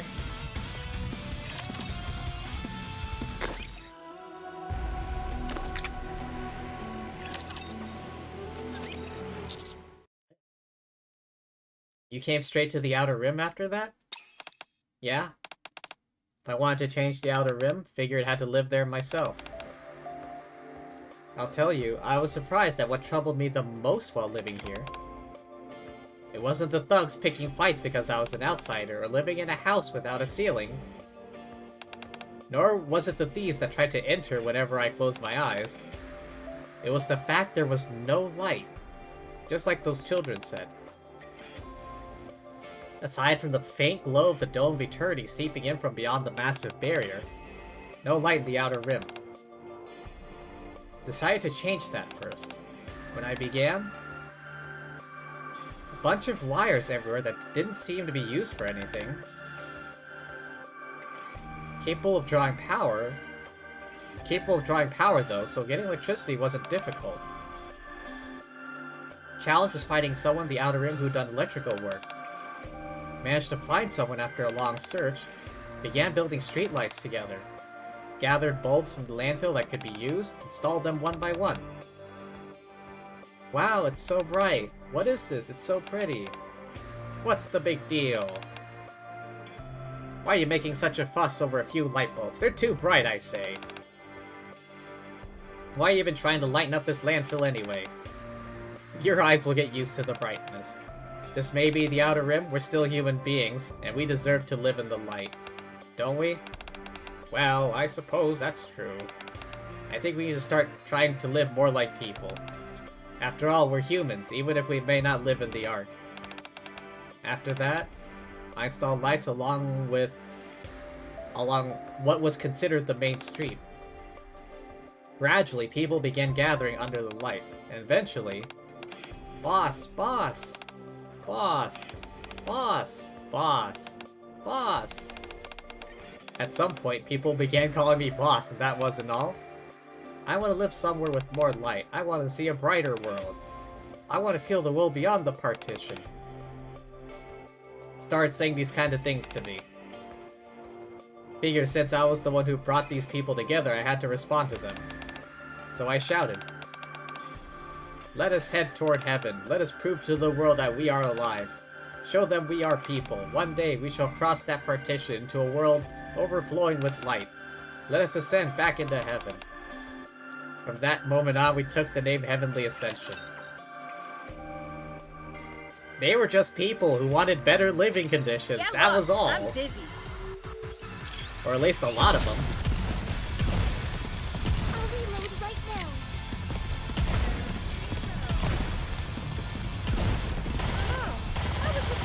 Reloading.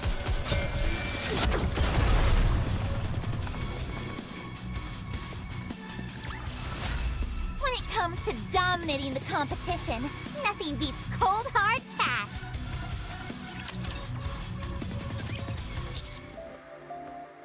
I see. The more I hear, the less I understand. Why did you resort to terrorism?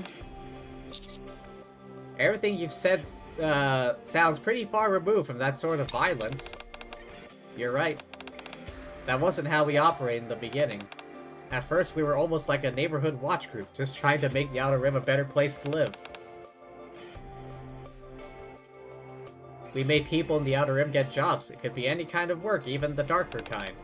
No matter what it was, we made a rule that if you work, you receive compensation. Some gangs liked us, and others hated. But we approached all the established crime bosses the same. Trying to settle matters by whatever means possible, then form tacit alliances with them. That's how we came to know Underworld Queen. We made an agreement with them to protect one another. That became our greatest source of strength. Once word spread they were backing us, smaller gangs fell in line a bit more.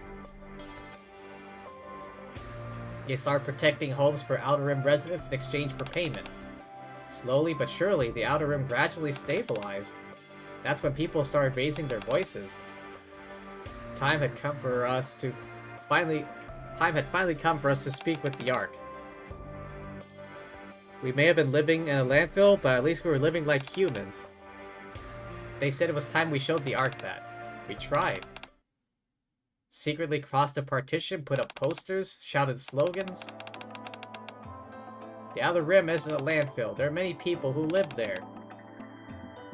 Right now, there are many who are living amidst garbage without ever seeing a single ray of light. Your attention can bring light to the people of the Outer Rim. You can bring a new future to the children growing up there. Bring light to the Outer Rim. Bring light to the outlaws. We focused on raising our voices. Don't trespassers get killed on the spot if you get caught? Not back then. It wasn't as difficult as it is now for outlaws to enter the Ark. Security wasn't as tight.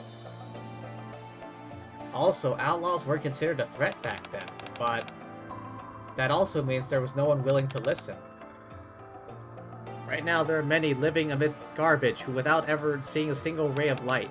Your attention can bring light to the people of the Outer Rim. Boss, you okay? Ah. I don't know what you're going on about, but shut it. I can't stand the noise. Verbal and physical abuse felt almost preferable to nothing. At least it meant they were listening. The real problem was how the majority of people were so indifferent. Everyone pretended not to hear, just staring at their phones as they walked past. What is she doing in the middle of the street? Excuse me. Oh no, I made eye contact. The woman wearing earphones hurries away. Felt like I was shouting into the void. I felt like I need to hydrate. One moment, please.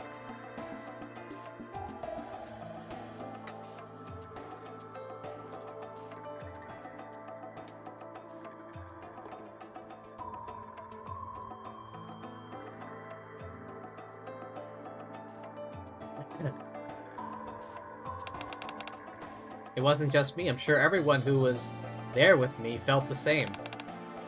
We decided to change our strategy and sent petitions directly to the central government. After we sent dozens, even hundreds of them, finally agreed to arrange a meeting. We were hopeful we were finally getting one step closer to what we wanted. But... how come no one's here? It's been 6 hours. Did we get the date wrong? No. This is the right date. Lysion Harper looks at the door of the meeting room, knowing no one is coming.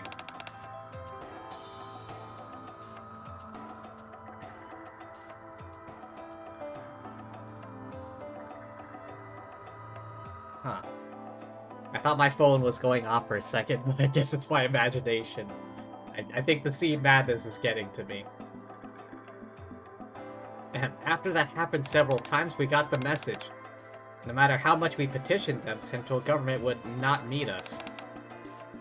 No matter how much we shouted, the Ark would not listen. We grew more and more exhausted until... a certain someone proposed something. If they refuse to listen to us, why don't we make it so they have no choice but to hear us out? No way! Oh. It's Crow. Wait, what happened to her anyway? I forgot. I remember she was arrested. I remember she was arrested at some point earlier, but I don't know what happened to her after. Put on a grand fireworks show, one they can't possibly ignore. Yeah, it was Crow.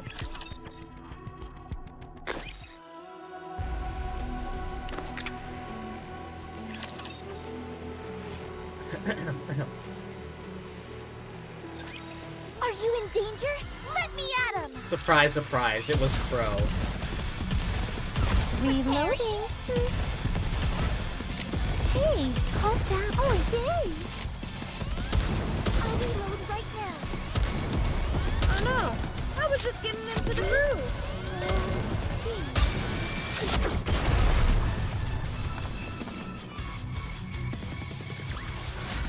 I won, Commander! Give me some treats.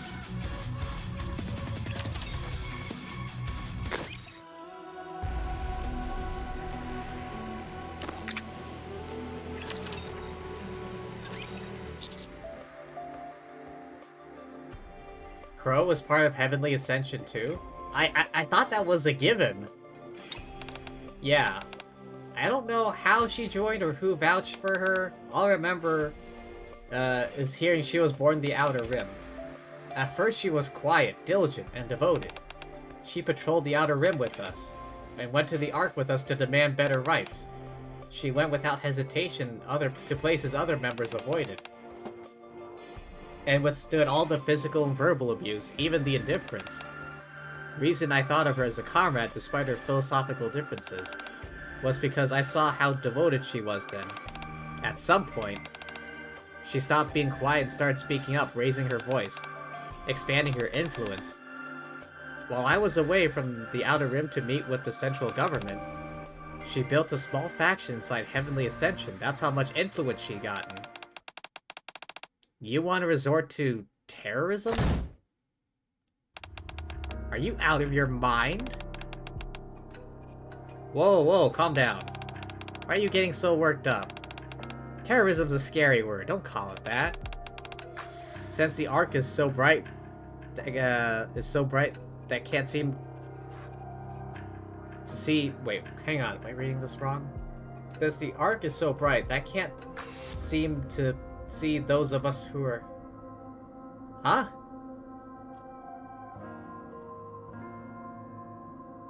Those of us who are living in darkness. Light up some fireworks to help them see better. Don't make it try to sound harmless with words like fireworks. Your plan is practically the definition of terrorism.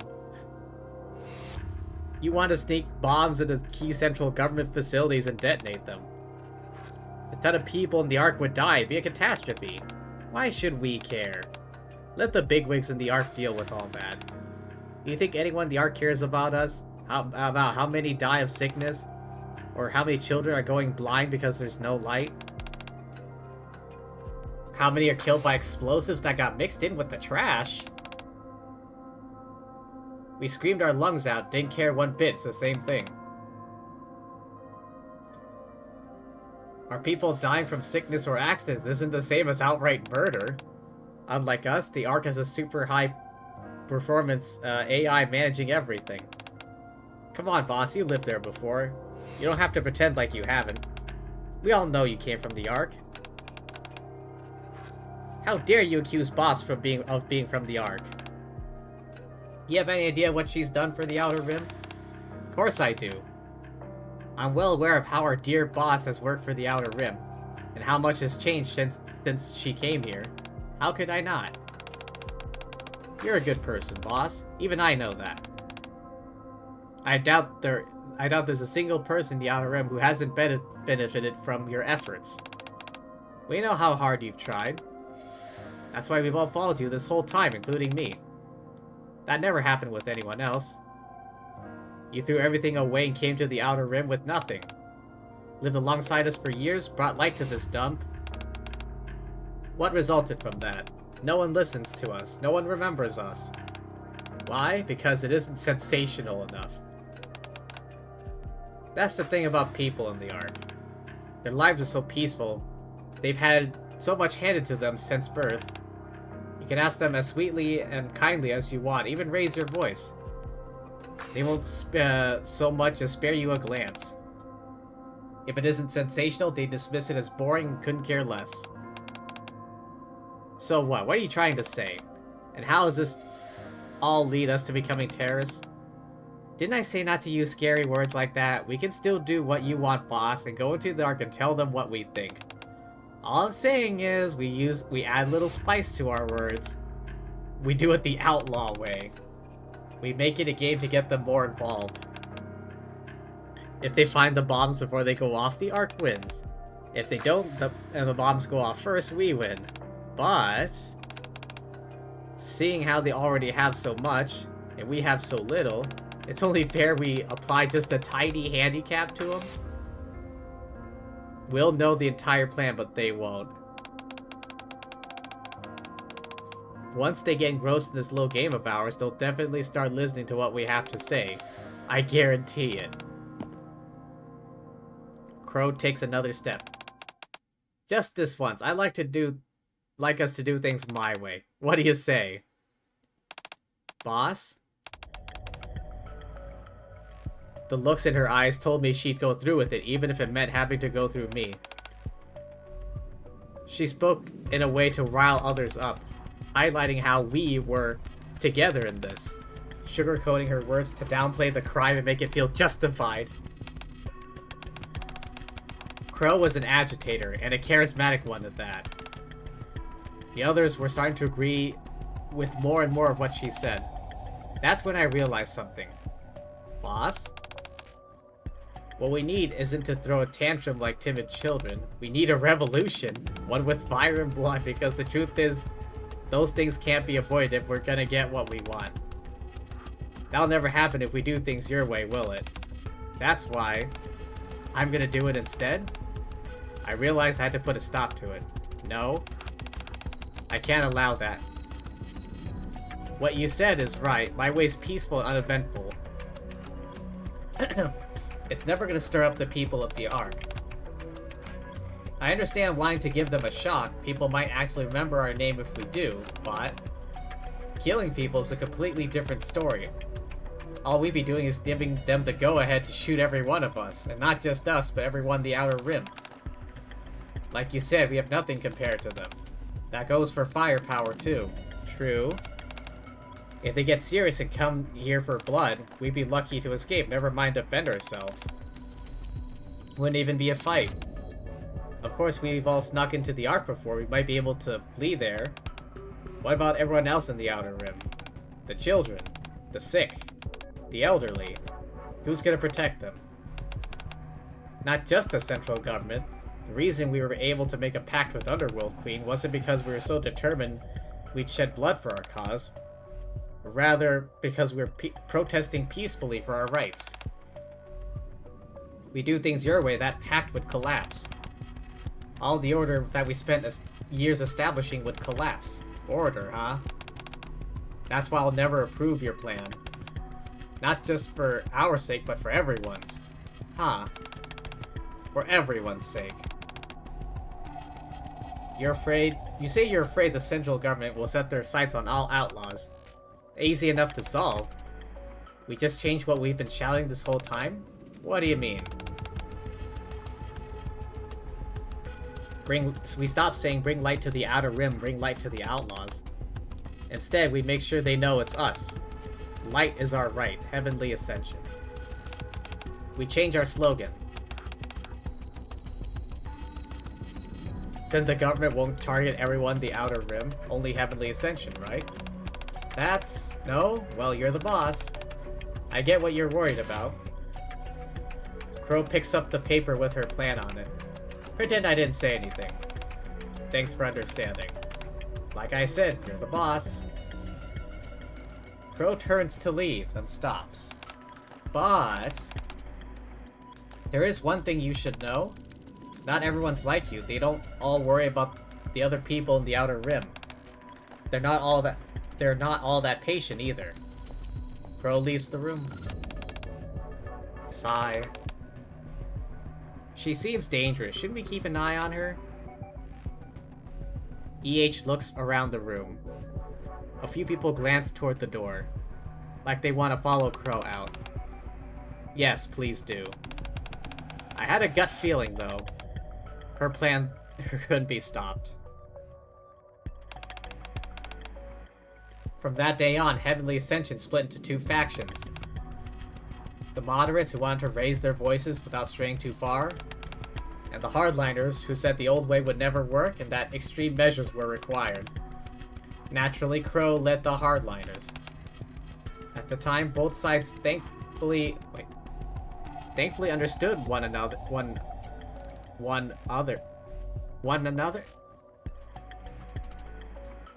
Again, is anyone like checking this for typos and like grammar errors? At the time, both sides thankfully understood one another, even if they disagreed on which method to use. We at least knew why everyone chose the way they did, and the hardliners didn't cross the line. But, as I feared, the hardliners kept getting more and more extreme. Didn't matter how much I tried to restrain them or persuade them. Before long, the ominous feeling I had was made a reality.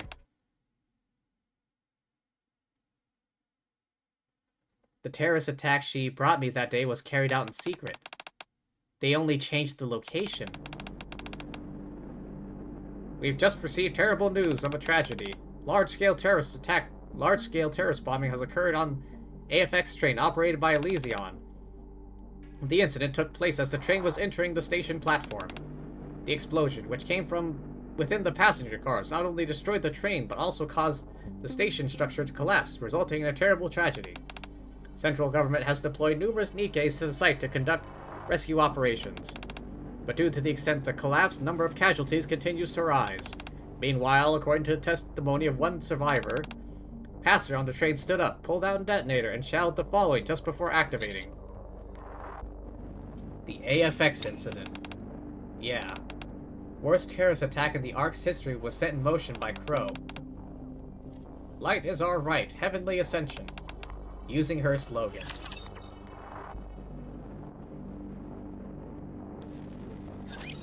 Are you in danger? Let me at him! No! My nail broke.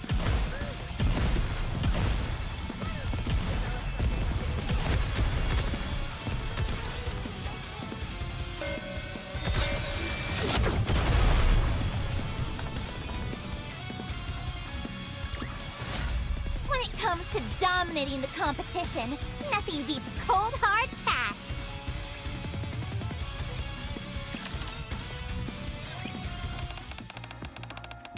Just as Crow predicted, after the AFX incident, the name Heavenly Ascension spread across the entire Ark.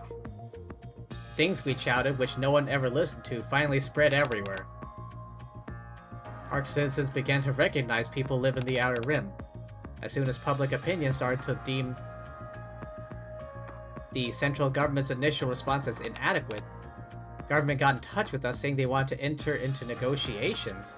What kind? They would listen to everything we had to say. Of course, given how much death and destruction the attack had caused, we were on high alert. Government assured us they were aware only a small number of us were behind it. We could bring as many armed guards as we wanted if we were uneasy. Even still, I hesitated. The one who ultimately convinced me was... my Franca. I'll hear you out. Come if you want to clean up this mess. That was the message I got. We decided to arm ourselves and head over. Figured since that the attack had already happened, sitting around wasn't going to change anything. How do you think it went? Not very well would be my guess. Why do you think that? If it had gone well, there wouldn't have been any other attacks. Bingo. It didn't end well. Just as we suspected, the meeting was a trap. A trap laid by my mother. Wow, she was a bitch. When we made it to the conference room, wasn't people, waiting for us. Mass-produced Nikkes armed with Elysion's latest weapons. You're kidding. Moment the meeting room door opened, they started firing. Wow, that's a dick move.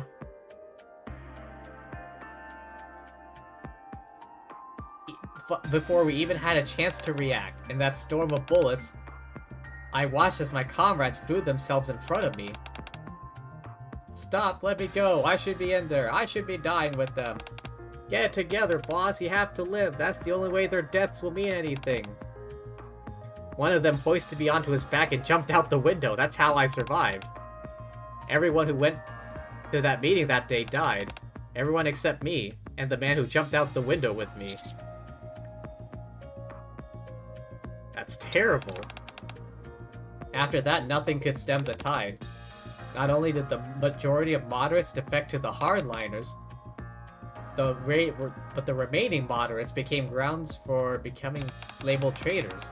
Resentment of being treated like garbage for so long, betrayal, being deceived into approaching the negotiation table, desire for revenge on behalf of all the comrades we lost.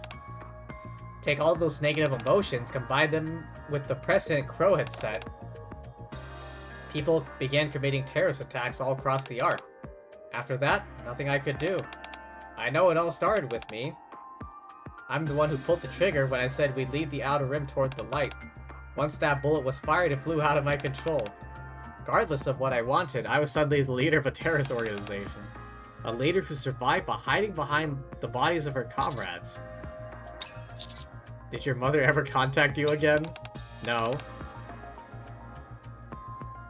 She assumed full responsibility for failing to kill me, the head of Heavenly Ascension, and her daughter.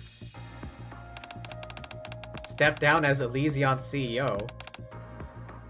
That's why Ingrid had the CEO mantle thrust upon her so abruptly. Wait, really? As for me, I cast off the name Elysion Harper from that day forward, lived only as EH. Having become a powerless leader incapable of doing anything, wasn't even able to make decisions after that. All I could do was try to persuade them to carry out attacks that didn't kill anyone. Pretty much how things were. Until the attack on the Ark that blew a hole in the Dome of Eternity. Oh yeah, that.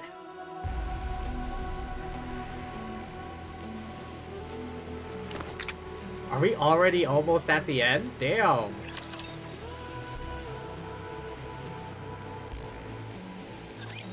Are you in I feel like there's so much more. No, my nail broke. Reloading.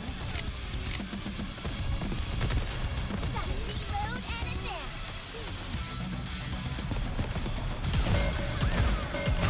Tear them apart.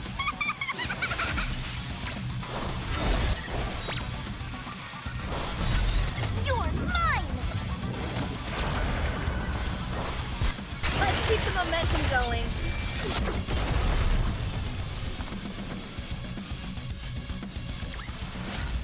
Chalk up another victory for the commander.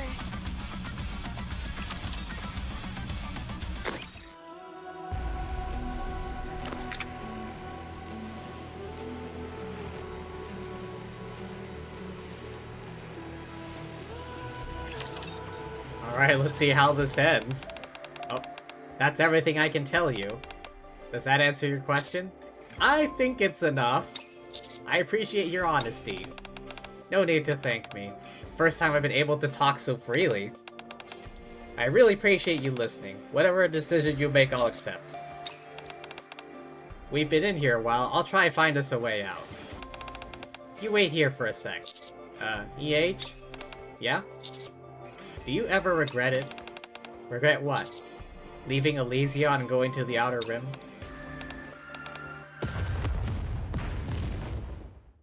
What happened?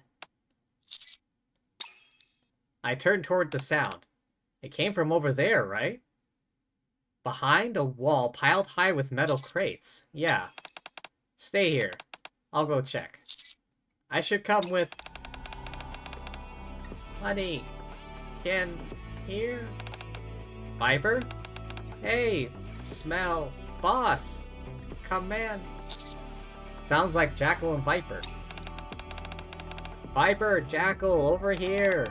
Sounds, them, boss, commander. We're here.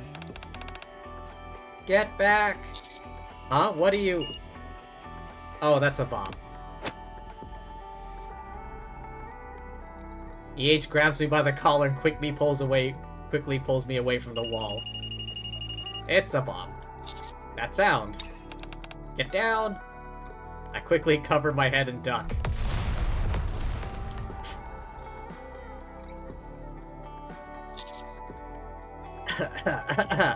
A bomb. There you are. Is everything okay? You're later than I expected. When I saw the tracker, I figured you'd come right away. Sorry about that. This place is used for cold storage. Oh, that's why it was so cold. The temperature weakened the signal. Plus, we had to make a short pit stop. Where? Cold storage? No wonder it felt cold in here. Yep. I guess they figured this was the best place to jam any possible tracking signals. What tracker? Check the inside of your sleeve. A small cube no bigger than my pinky nail. When did you... Oh. The handshake.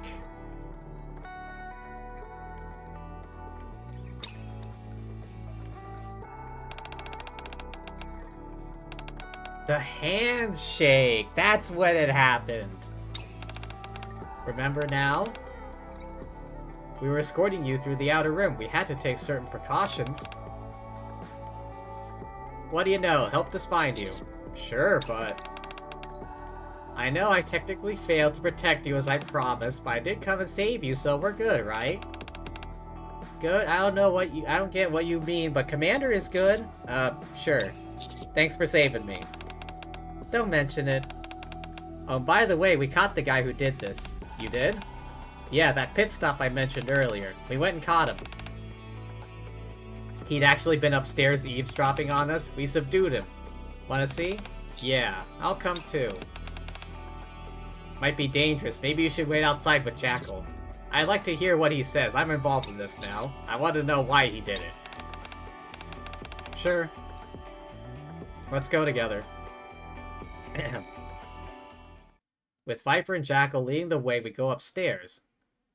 A man is there, bound to a pillar and gagged. He glares at us. Viper, can you remove the gag? Okay. What are you even doing that for? You should just kill me. It's been a while. Melon. You've got good memory for a traitor. I didn't know you were still alive. Last time I looked for you, I couldn't find you anywhere. I thought you were dead. Why would I show my face to a central government lapdog? You'd only try and get me to quit Heavenly Ascension anyway. Why did you do this? Because I resent you. I couldn't believe you'd become a government lapdog. You were our boss. Why didn't you die back then? During the attack on the Ark, you should have just let yourself get blown up along with that elevator. You don't have to listen to this. Yeah, nothing to hear that you haven't already heard. It's fine. If you died without becoming a Nikke, I wouldn't feel so betrayed. Someone had to take responsibility. You lived through it too. You saw for yourself the horror we inflicted in the name of terrorism.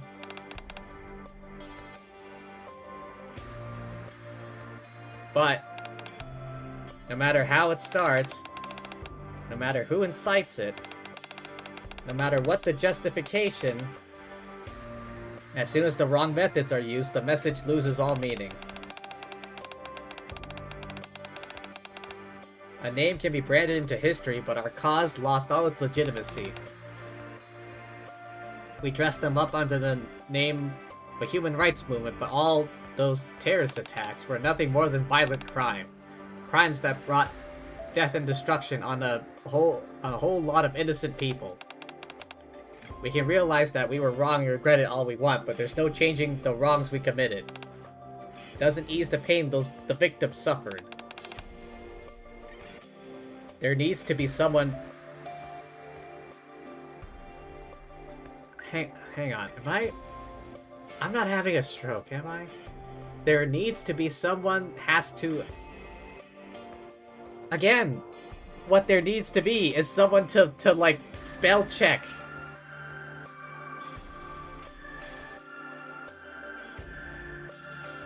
There has to be someone that needs to atone. There needs to be someone that has to.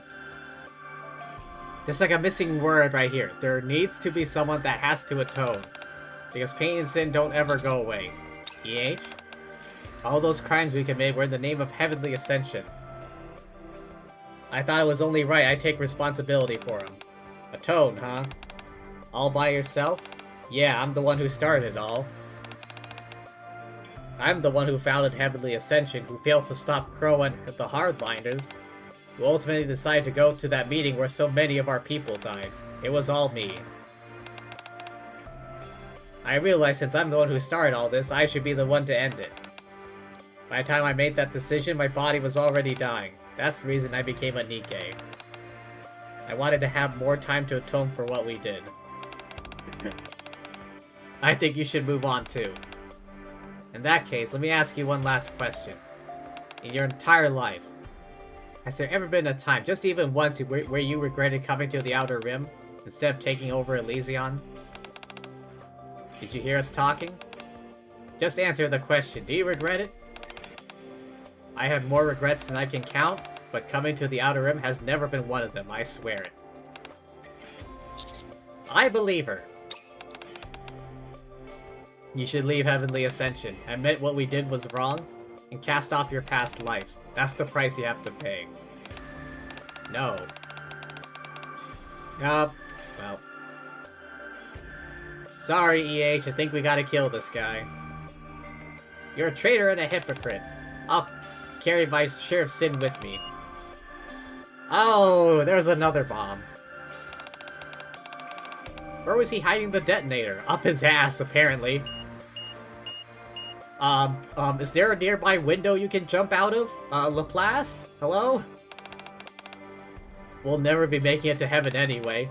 I'll see you in hell along with the others, boss. Everyone get back. Light is our right. Heavenly Ascension!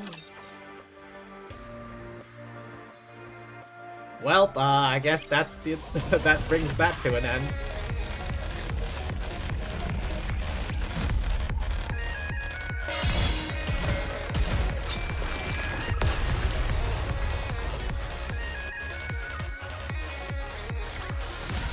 See? I made it. No enemies left standing.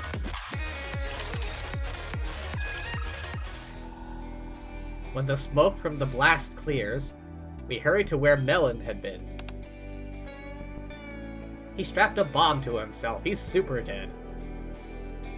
Only debris from the explosion remains.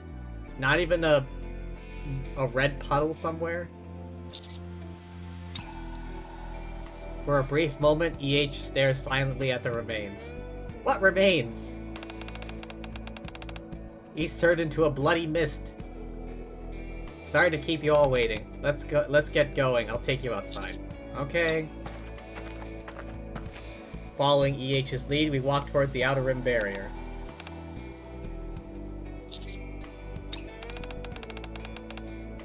Viper? Boss? Commander? What's wrong? Why is everyone so quiet? Are you hungry or something? I'm hungry too. Commander, wanna eat before we go? For goodness sake, Jackal. I'll buy you some food later. Just wait for now. Huh? Okay, sure. Jackal starts sniffing and moves toward a box in the corner. What is it? Something in there? Smells like gunpowder. Boss, is this dangerous? Jackal lifts a small stick from inside the box. A sparkler. Sparkly? Do you blow it up? EH takes the sparkler. It's a sparkler. You light it like this.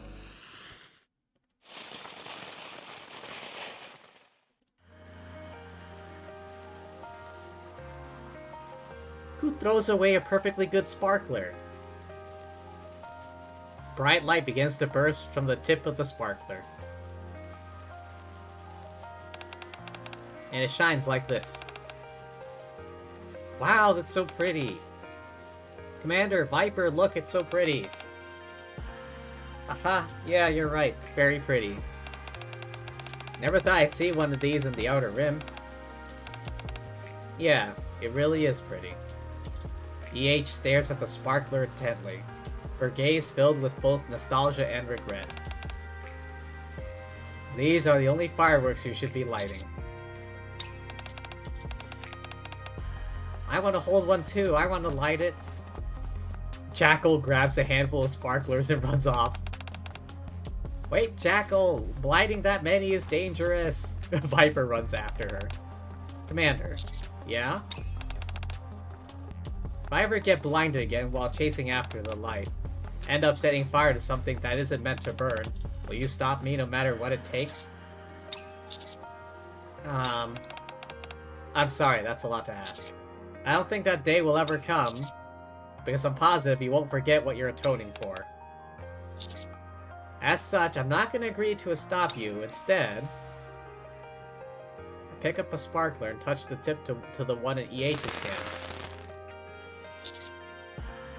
I'll watch and support you as you atone, so that someday you'll finally have atoned for everything and be free.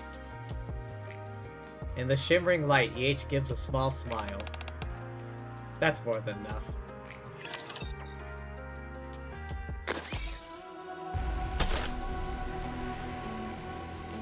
How much time is left on this event? 3 days left.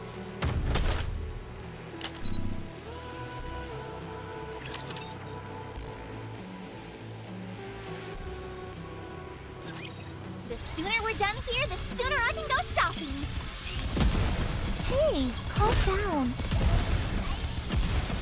Reloading. Better reload.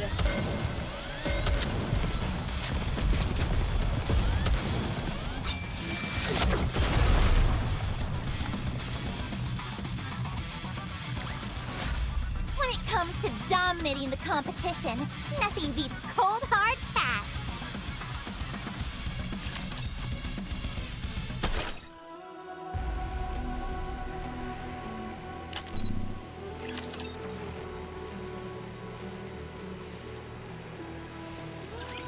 Are you in danger?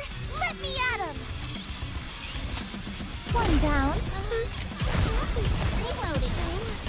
Preparing.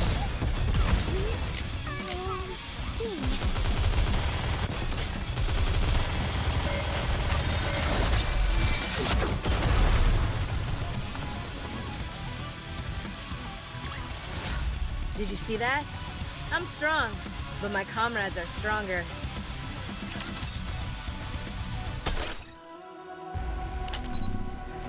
Alright, let's see what the final cutscene is. I just need to get more stage tickets first.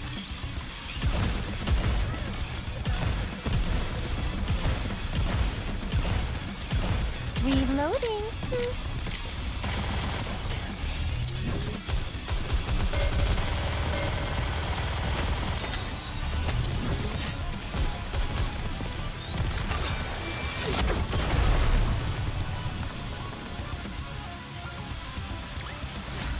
Did you see that? I'm strong, but my comrades are stronger.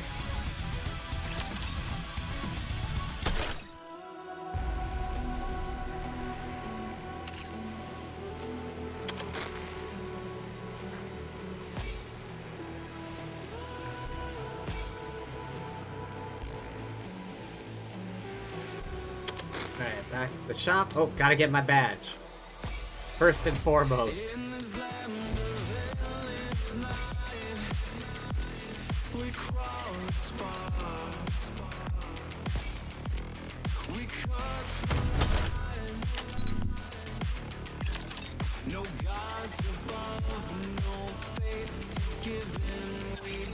Money is power, after all. I'll reload right now.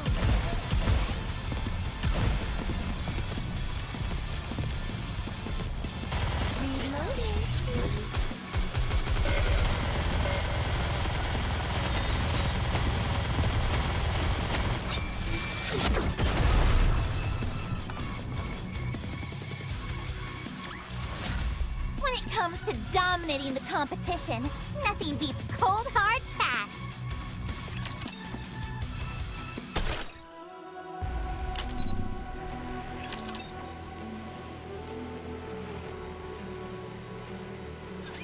You can leave this to me. Trust me.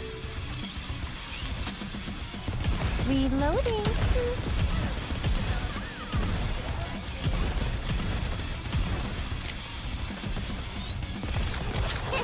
I had a blast.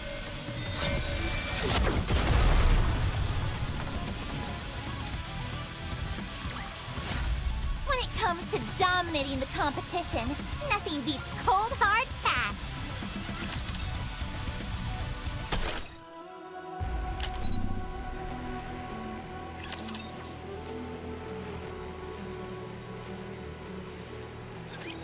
I've got your back.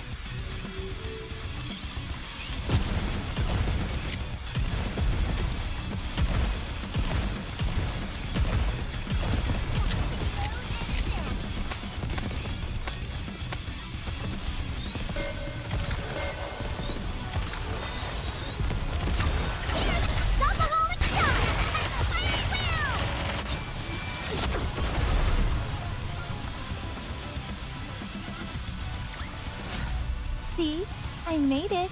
No enemies left standing.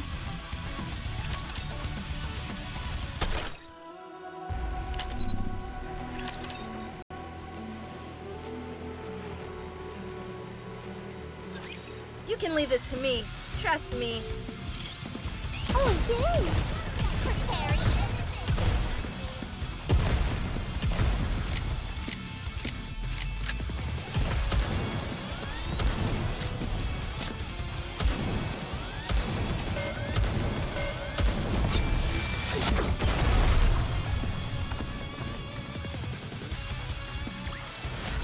When it comes to dominating the competition, nothing beats cold hard cash. Alright, how many more? 1, 2, 3, 4. Alright, just 5 more stages.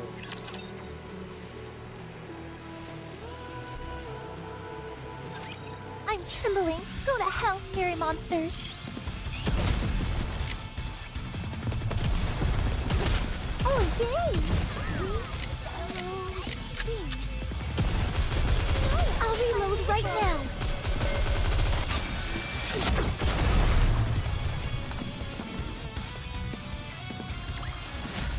When it comes to dominating the competition, nothing beats cold hard cash.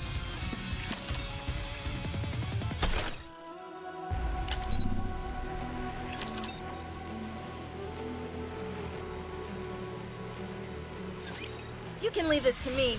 Trust me. No! My nail broke.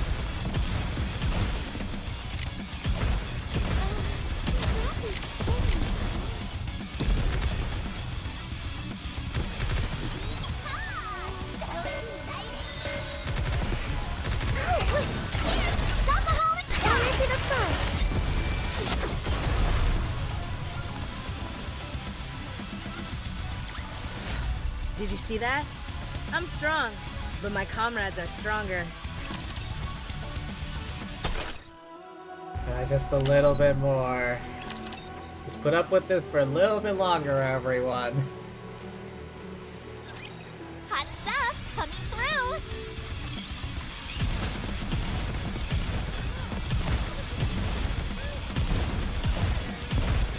Hey, calm down. Something like an infinite magazine.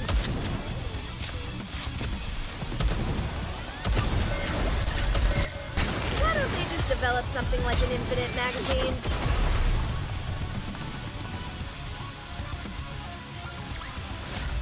See? I made it. No enemies left standing.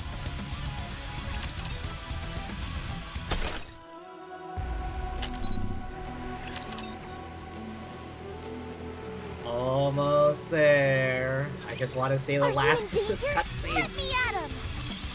Why'd you have to bury it at the very, very end? Reloading. One down. No, my nail broke. Preparing. I had a blast. Reloading.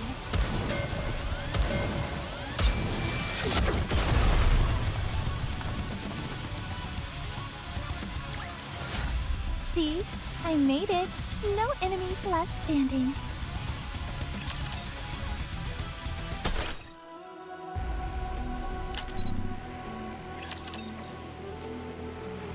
Alright, last one. Final cutscene should be right after this.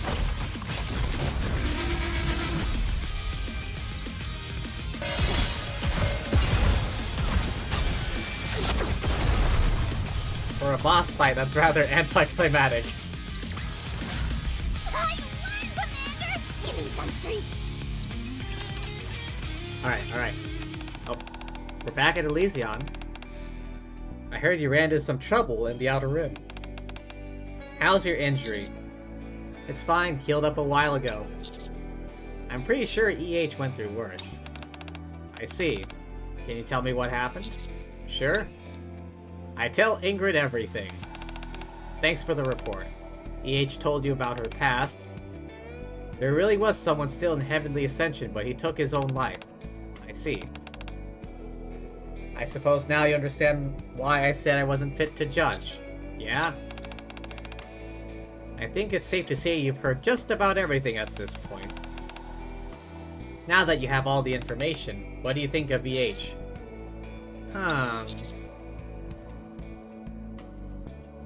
I have sympathy for her. You consider her a victim as well?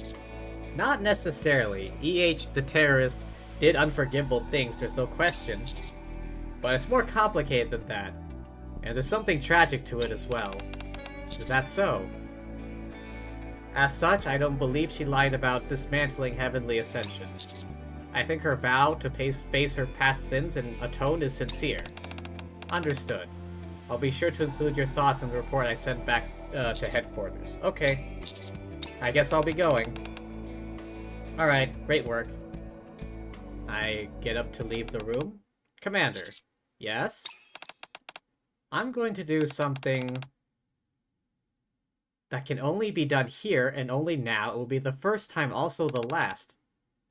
Once you leave this room, you are to forget it. Forget what? Do you understand? Yes? She rises and bows her head. What are you doing? Thank you for listening to my sister's story. That is all. Leave and forget what just happened. You're welcome. For what? See you around. With a memory in my heart that I'll ironically never forget, I say goodbye to the woman who is both Elysion CEO and someone's older sister.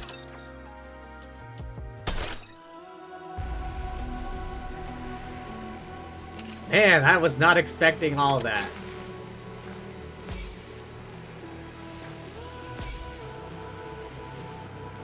Alright, to the shop. Buy out the rest of these vouchers.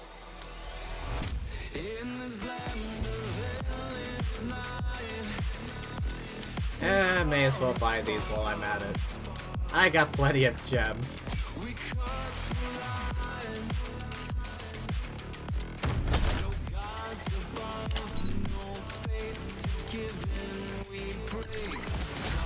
Chalk up another victory for the commander!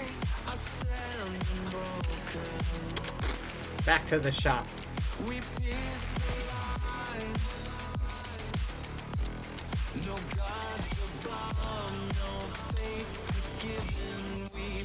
Buy all the loot.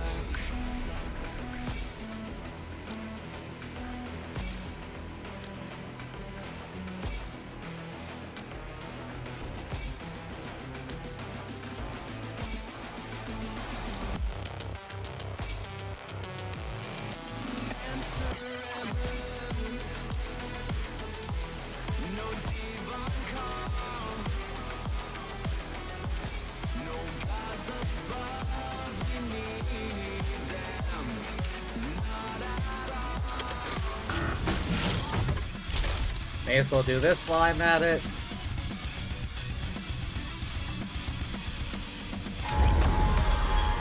Oh, which one? Oh, it's Modernia.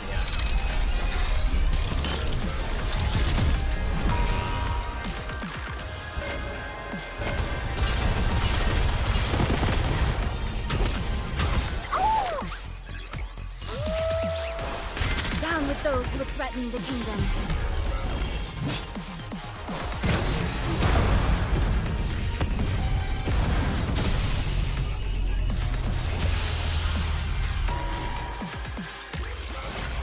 Chalk up another victory for the commander!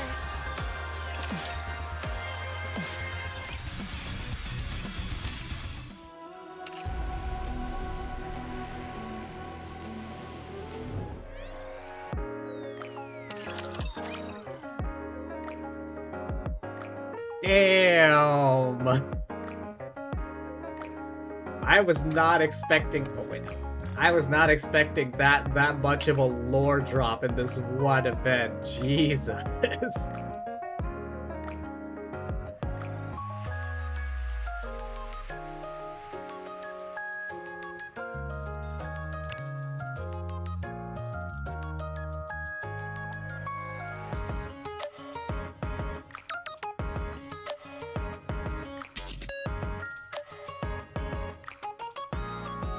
Damn, look at all the fucking events I've done.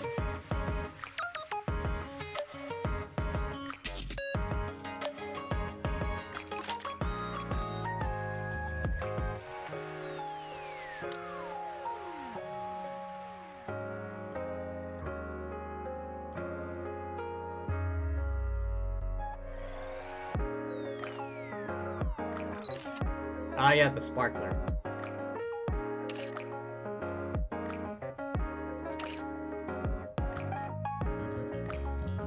Well, that's it. We've caught up with damn near everything. There's still, like, some events in the archive and, like, some side story stuff I haven't done yet, but that can be saved for another time.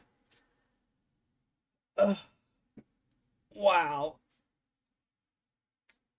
Man, this game is good. Well, the story is good at any rate. I don't think I'll ever get tired of the story of this game, even if the timeline doesn't always make sense to me. But yeah, thank you everyone for stopping by. Hope y'all had fun. I know I did. But yeah, thanks for being here. Thank you to anyone watching the VOD, and thank you as always to lovely fortune tellers watching this before I stream. Oh, Pastel is on. Let's go say hi, shall we?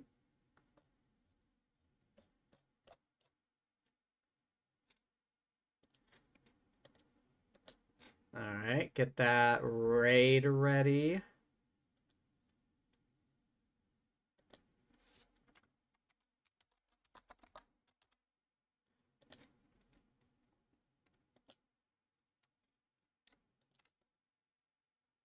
Alrighty, but yeah. Thanks once again, everyone, for stopping by. Remember to hydrate, rest up, eat tasty things, all of that good jazz, and peace!